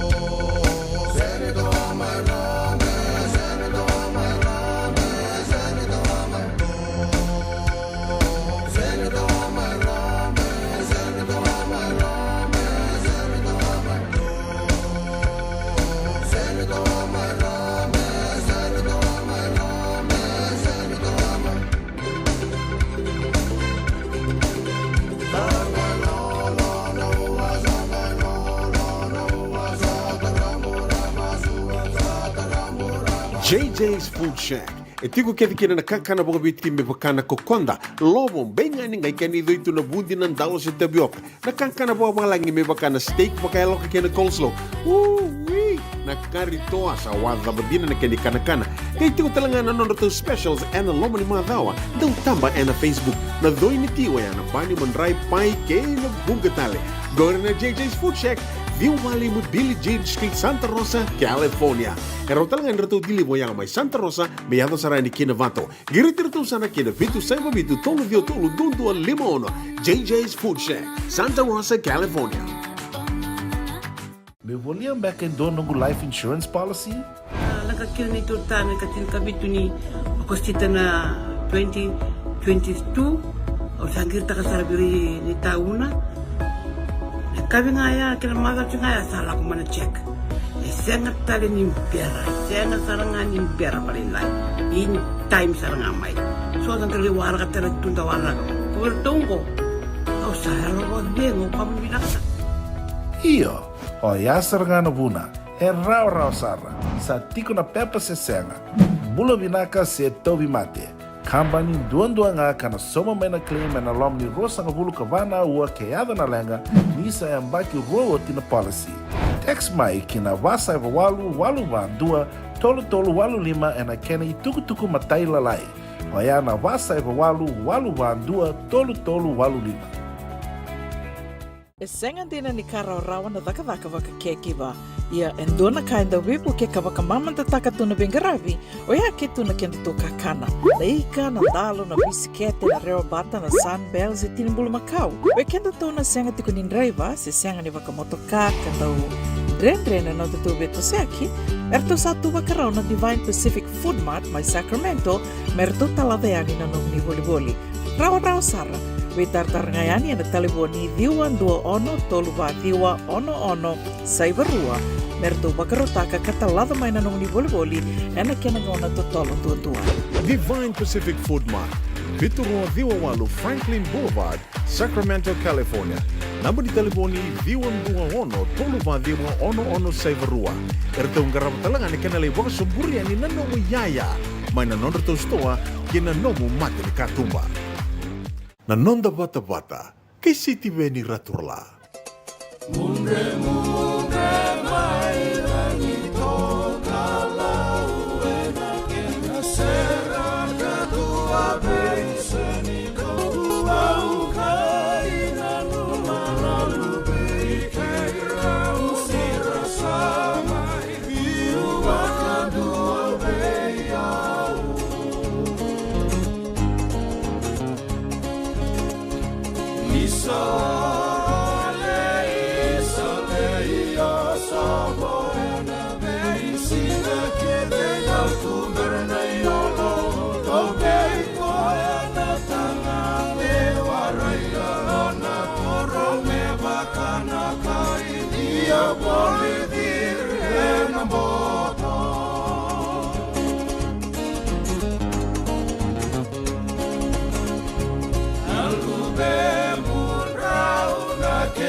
Mata bina kalido tau maya udangai undi amata nasagai dua dile antia kara rawani sarai nai baru dua sembau boli rawa.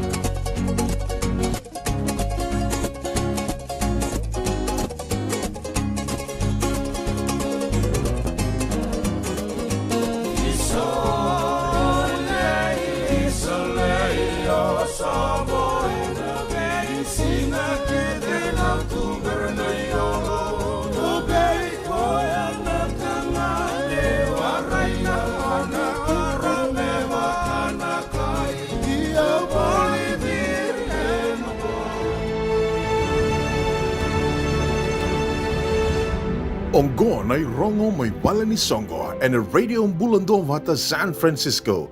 Me Kauti Keda Vata mai.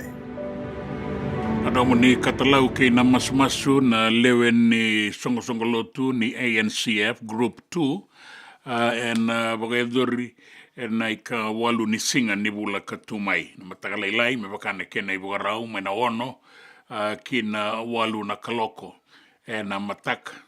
Ano itakinyo ni nangai iba itukutuku ni takayani mo ni rai ni kina membaleta na nomo ni katalau Vata kei na masu na 225 na Pacific Avenue Santa Rosa. Vata kei na songo ni wana numi ni tungalala ni Noda Vanua kana bagayadori and a Fiji Day ruana undoluru sangavulu kabai di bagatiko na Ono Kandabu Foundation USA. Na bogarumbuka ke na bogaruai na ika tinikawalu ke ka tinikarua ni Okotova na Sonoma County Fairgrounds Santa Rosa, California.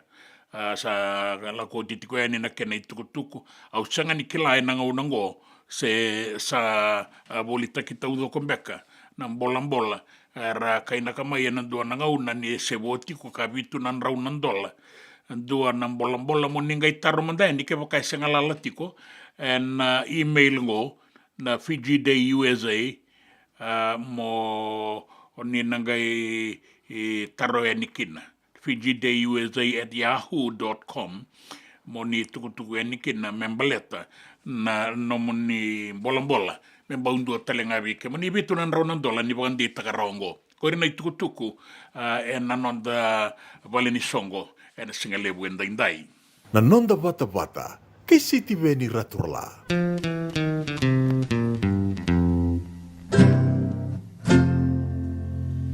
Ni wasoti au tuongu wararama meu sereta toa mandaya saila ya ongu saila itu enonda bitirarama Oni wasoti eito inawe hata ni eito na sena ni serena elisa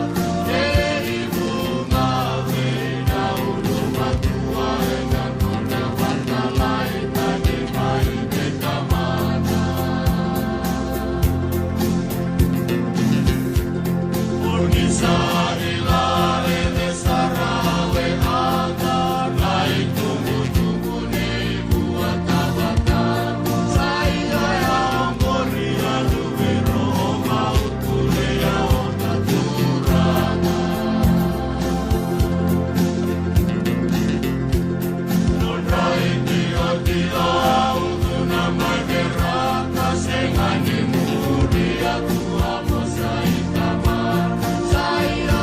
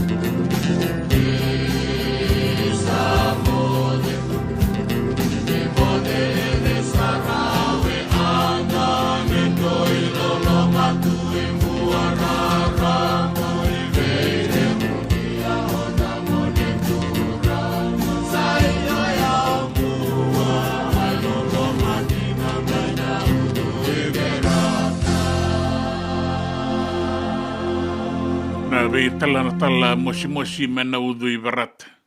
Ela ko kina na ulu matua me pangarana vanua ni la ko kina ni asava ka tala yoti.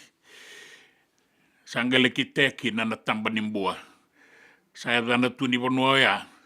O mbua me pakainda kilani kua na itiko ne na ulu matua. Ni bula bena ka tau kei tabea. Bula bena ka usangani kila tabea da bango ke binaka ngani oborongo toko mai. Abagano ni binaka tiko yani be ke muni. Ono no masarati kona tabea mai mbua bale tengai langa na do ni dele setura. Ni bula bena kana tiko mai ngaloa. Olo mai ngaloa urongo dana ena itala no anga indomo na loto kana be seko lo mai ngaloa yanganga tapea e andua mbula bina kama imburi ni tuiwa yana singalebu enda indai kanda bina numitiko e nikina endo na ibola rugi bola itiko ngango o tau ke tapea bata ke Ulamila King sali da buti tali tukina na sotengo sa solio titu be elesi wong mai tonga nanga boka ia kwenga liu mai sa rawan inda be soli taka toko mandanga na be kai tiko be kenda ni singalebu enda indai vinaka boka lebu na nomu ni sema tiko mai ni sabo bole ka tongo na be mama nindua bole ka na be mama ni ono e Santa Rosa ina kabini kwa sarasuka meka maina takataka no asini loli na boka lebu na sema tiko mai na singalebu enda indai nimbo wai bota talenga o kemani na sabo ka roli yan rambongi toko kwa Santa Rosa California na yan rambongi yan takataka moni lebe ngarabikin dona bekanda sini bukan bulat ko buana dona ngau na balabungo Timothy Turanga Jim Turanga ibe na bono tiko kina buara rongo tiko kina sabo kan bulat ko yani na radio Bula Duavata San Francisco e Kauti Keda Vata mai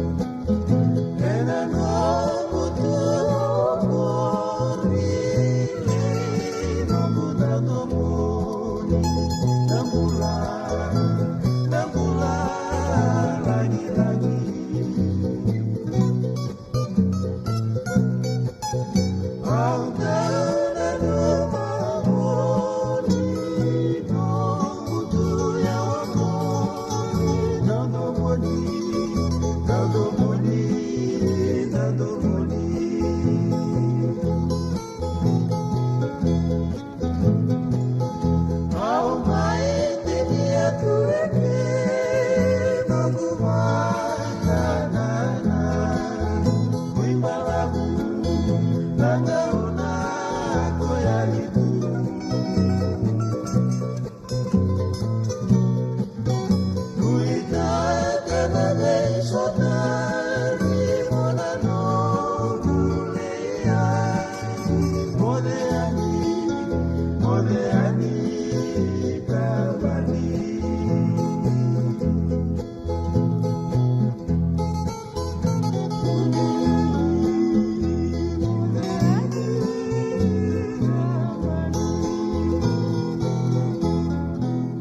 E senga dina ni kara rawa na daka waka kekiwa.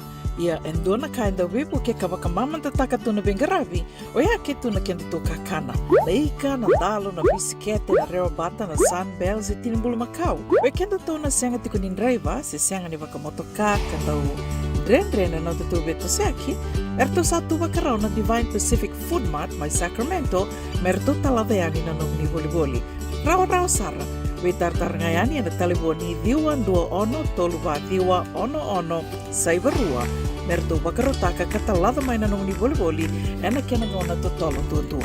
Divine Pacific Food Mart, Viturua Diwawalu Franklin Boulevard, Sacramento, California. Namba di telefoni 21 saivarua. Erto ngarabatalangan ni kanalay waka suburi ani nanomu yaya. May nanondo to stoa kina nomu mati ni katumba. Dendram beka nangwala ni kibalnilo tena buku ni oso pakadadaka. Sen drakin-drakitan beka na tos nimbula. Kuha ni lenga sinui gawa. Nana magi mai kina programo warotaki. Mai vera tau na New Methodist Christian Fellowship USA. Nongu chisu, nongu banua. Rungo vina vima manione na kabini buku lulu bei kemundo e California. Vima mani dua na singilewu ni lotu lewu bei kemundo e viti. And a radio Bula Duavata San Francisco. Me Kauti Keda Vata mai.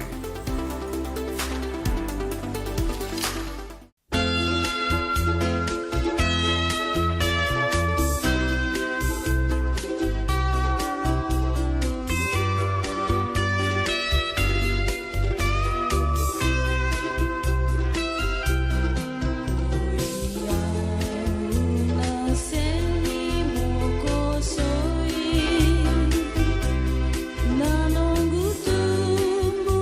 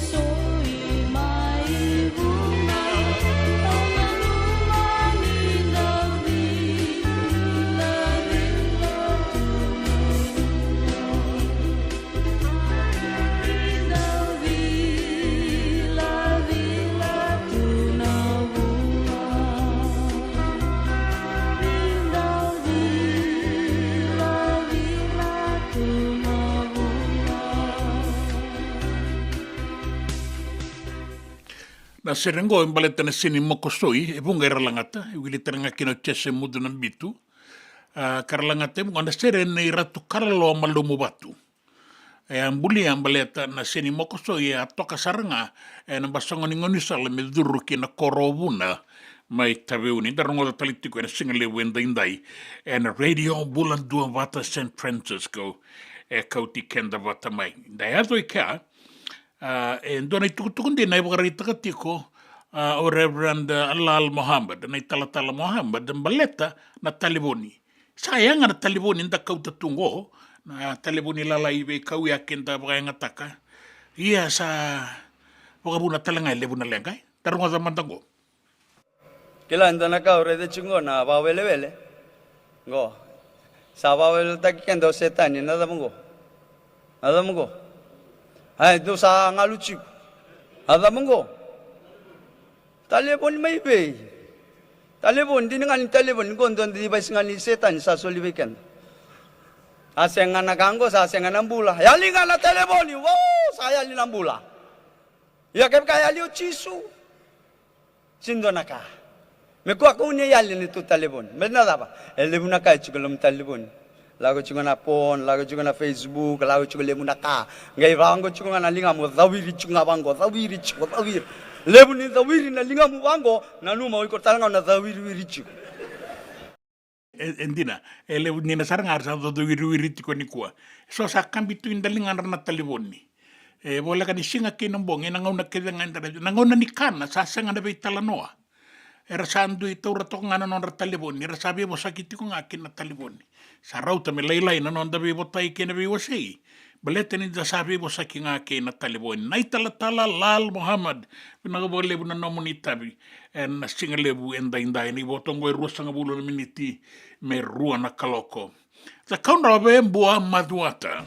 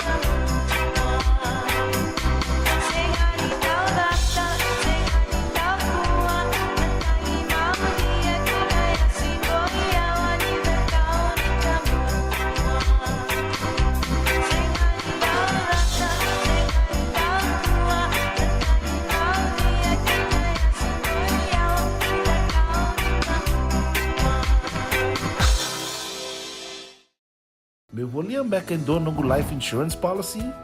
Laka kira ni tutana katin kabitu ni okostita na 2022 o sangir takasarabiri ni tauna. Kabi nga ya kila mother nga ya sala ko mana check. Sengat tali ni biara, sengat sarangan ni biara paling lain. In time sarangan mai. So ang kaliwara ka tala tunda wala. Kuwertongko.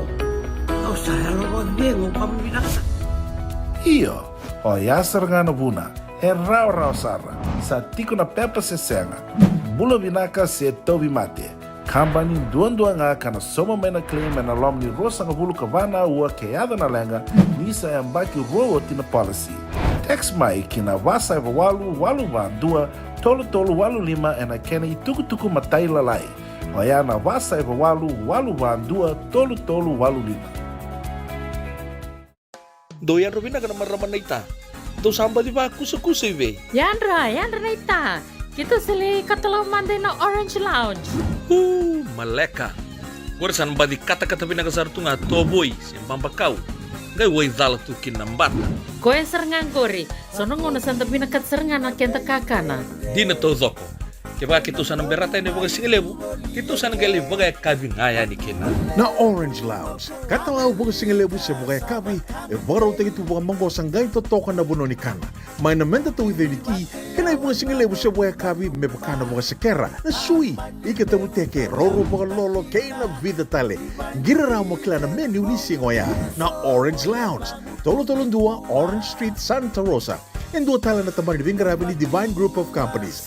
Dola may na walang kaloka na mataka, kina walang kaloka anambongi moniti kina singatambo na Orange Lounge. Tolo-tolong dua, Orange Street, Santa Rosa.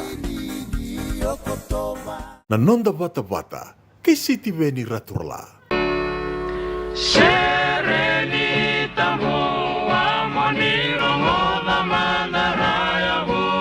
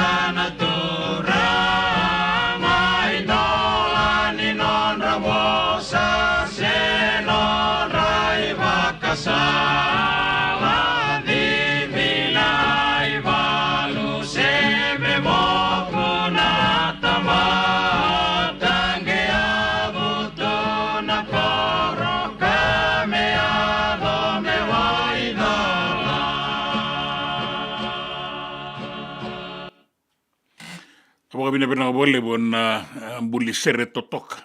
Manggosa nei daurai buli pagkat yang matao tia na palimendi ilay kuli ka lang sere tok biro to na rube bula may na korobo may kumbula may mbua na ngaw na yang gasin di buli bulikin na may kaya Tapos rongo kina tabalaga niya bisa, may uti-utingan roto taki-taki na singa lebo inday-inday na nonda vita taunaki.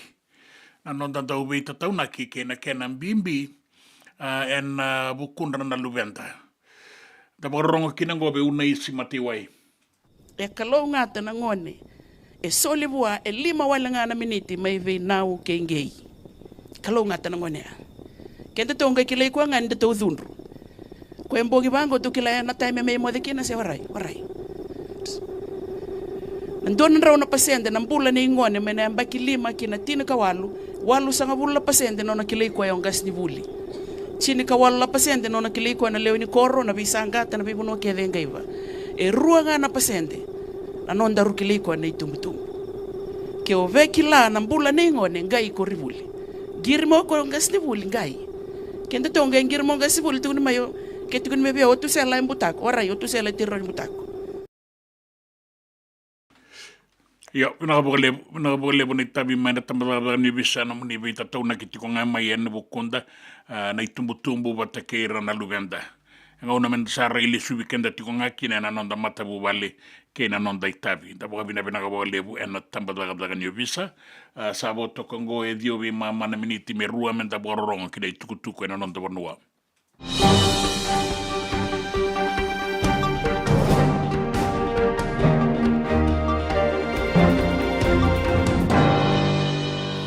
E pagareita ki mai ni duanan rau karua na kisi bobou ni mate dana HIV e kune veira na nonda leo ni banua mai na embaki rua sanga bulu kina rua sanga bulu kaba e na embaki sauti. Nila no mango na embaki rua sanga bulu nga kina embaki rua sanga bulu kaba. Sanga ni wiliki na oira retiko na taunda ko ni embaki ya. E pagareita ki mai na tiki nongo e na Fijian Medical Association mai bua endua ka kila bagaminakan daga ni bingarabingo Dr. Basharat Munshi ka bagarita ka may kina ni yado tikonon rambosongo may nandi kasama i wasabuy kina na itukutuku ni rua tale na nindua tale na rau ka rua na kisi bobo sa ambasika na nonda banua ni mberningay may laba na rua nondo rua sa kabul katolu iya o ya may veira nga itiko non remba kinimbula may na rua sanga bulu kina rua sanga bulu kaba. Sabang agado takati ko na tambadagadlagan niya bisa na nona bingarabi kina nona enraba ki membeleta na bibotayaki na bolitaki kina bakayangataki ni wainganga ni bibunga matinitaki. Erto bagareita ka na tambadagadlagan niya bisa ni rato sa labeta daki na ibagatangin dengan deni non rato enraba ki membeleta na wainganga ni bei bunga matinitak kasa tarara ramba tunggo na nonda banua e bagarita kana tambadaga ni bisa ni andu e besu en loman ni marongo bakito sanga bulu kandua endo na turanga ka kunebua e sona pouta bula ni tawatoka na kena tanga palasitika lalai e kunetale ngabua e son rauni kaumandu ka bambauti ni oya na marijuana kina itukutuku ningito sana 3 buwan na bula katumay na sota-sota ni Rugby League Pacific Championship karena kunekina rasarabi kina ibung kasar na daung gito bibina kakarongo na nonda banua kina nonda Pasifika rabagarita kamay na kanda iso karanda bunga muria ng gitongo ang na sota-sota na maki karatondo sota kina na timini turanga kina marama e na ono na mata ni tuyanu e na Pasifika. Bagadaw ta kinang gito na Elia na kaibata na nambawalu last man down ni timini biti e na sota-sota e na mua ni madlaw sauti ka bagareita ki ko kina na daw robongo e na nona mangosa na kau-kaua ni nona bebesu kina nona tambakarawa e ruan na polo e na kaikeviti merto ala kinganga kina na rua sanga bulu karua katulunga na timini merker to sana final kina e na madaongo na timini viti bata kina timini chabani merto na laki sanga merto maroretale ng bilo ni Pacific Nations Cup katiko berto nang gito na bogadori nang bongin ni Singapore rawaingo ni oti tonga na tini na 5 na miniti non tanga unay viti kana mga dori na sota na hana zone o rugby stadium mai Chapani. Kina bia sai burbura mga rita kimai ni sa andau makasartok na lebu ni point di sarawata toka na ngaunango na ibuke-buke ni presidente mai Merike o Kamala Harris na nona sasanga me rawata na tikite ni binding-dingi na bula ko November membaleta na itutu baka presidente mai Merike rawa be bosaki kabuka tarongi ke na kenaista mai na Republican o Donald Trump na mua ni madlaw sangoti rai lago binakasar na be tala noya kalebusara era toko na maramango na nona sasangak wang bauti ni sardawi kalo kinakiliu na nona be toko ni na itukutukunin raki na nonda banua dua na uanin raki suasua koto yani na nonda banua na ngaunango ka wang bauti ni bukabuna tiko na udwa ke na rungu-runguan ni banua ke nan raki mai biti.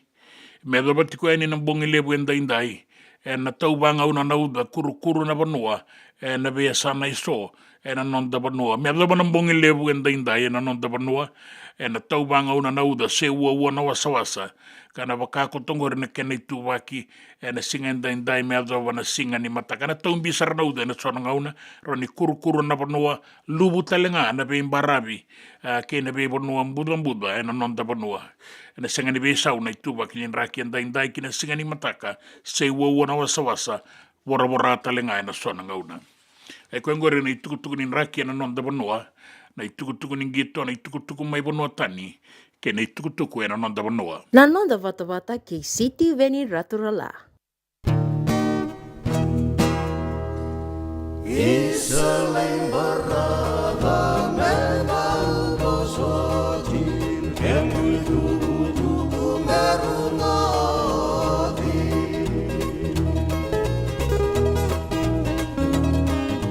salam nada kena singa kinambong sai karasili sarodi kalau serwendeng mogi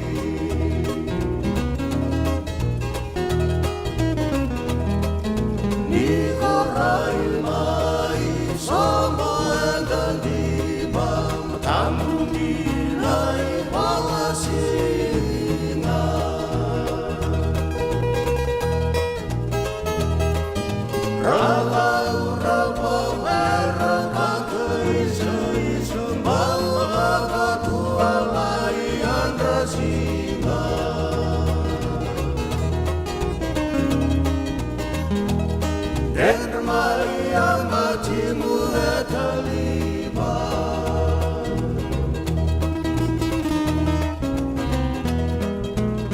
selain moderasi tinggi Allah mayani baikkan munani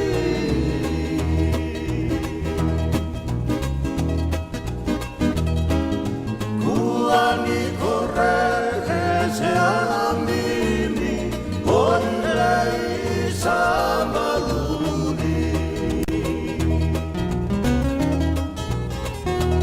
sibiringi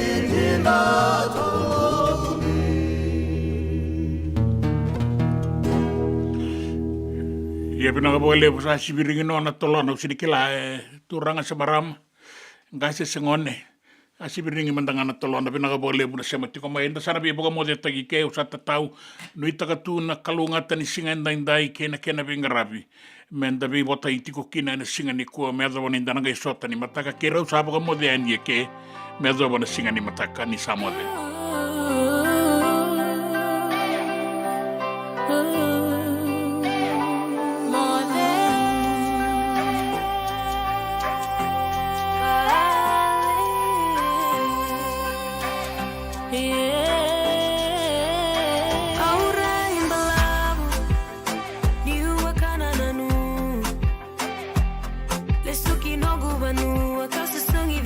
Makina, kala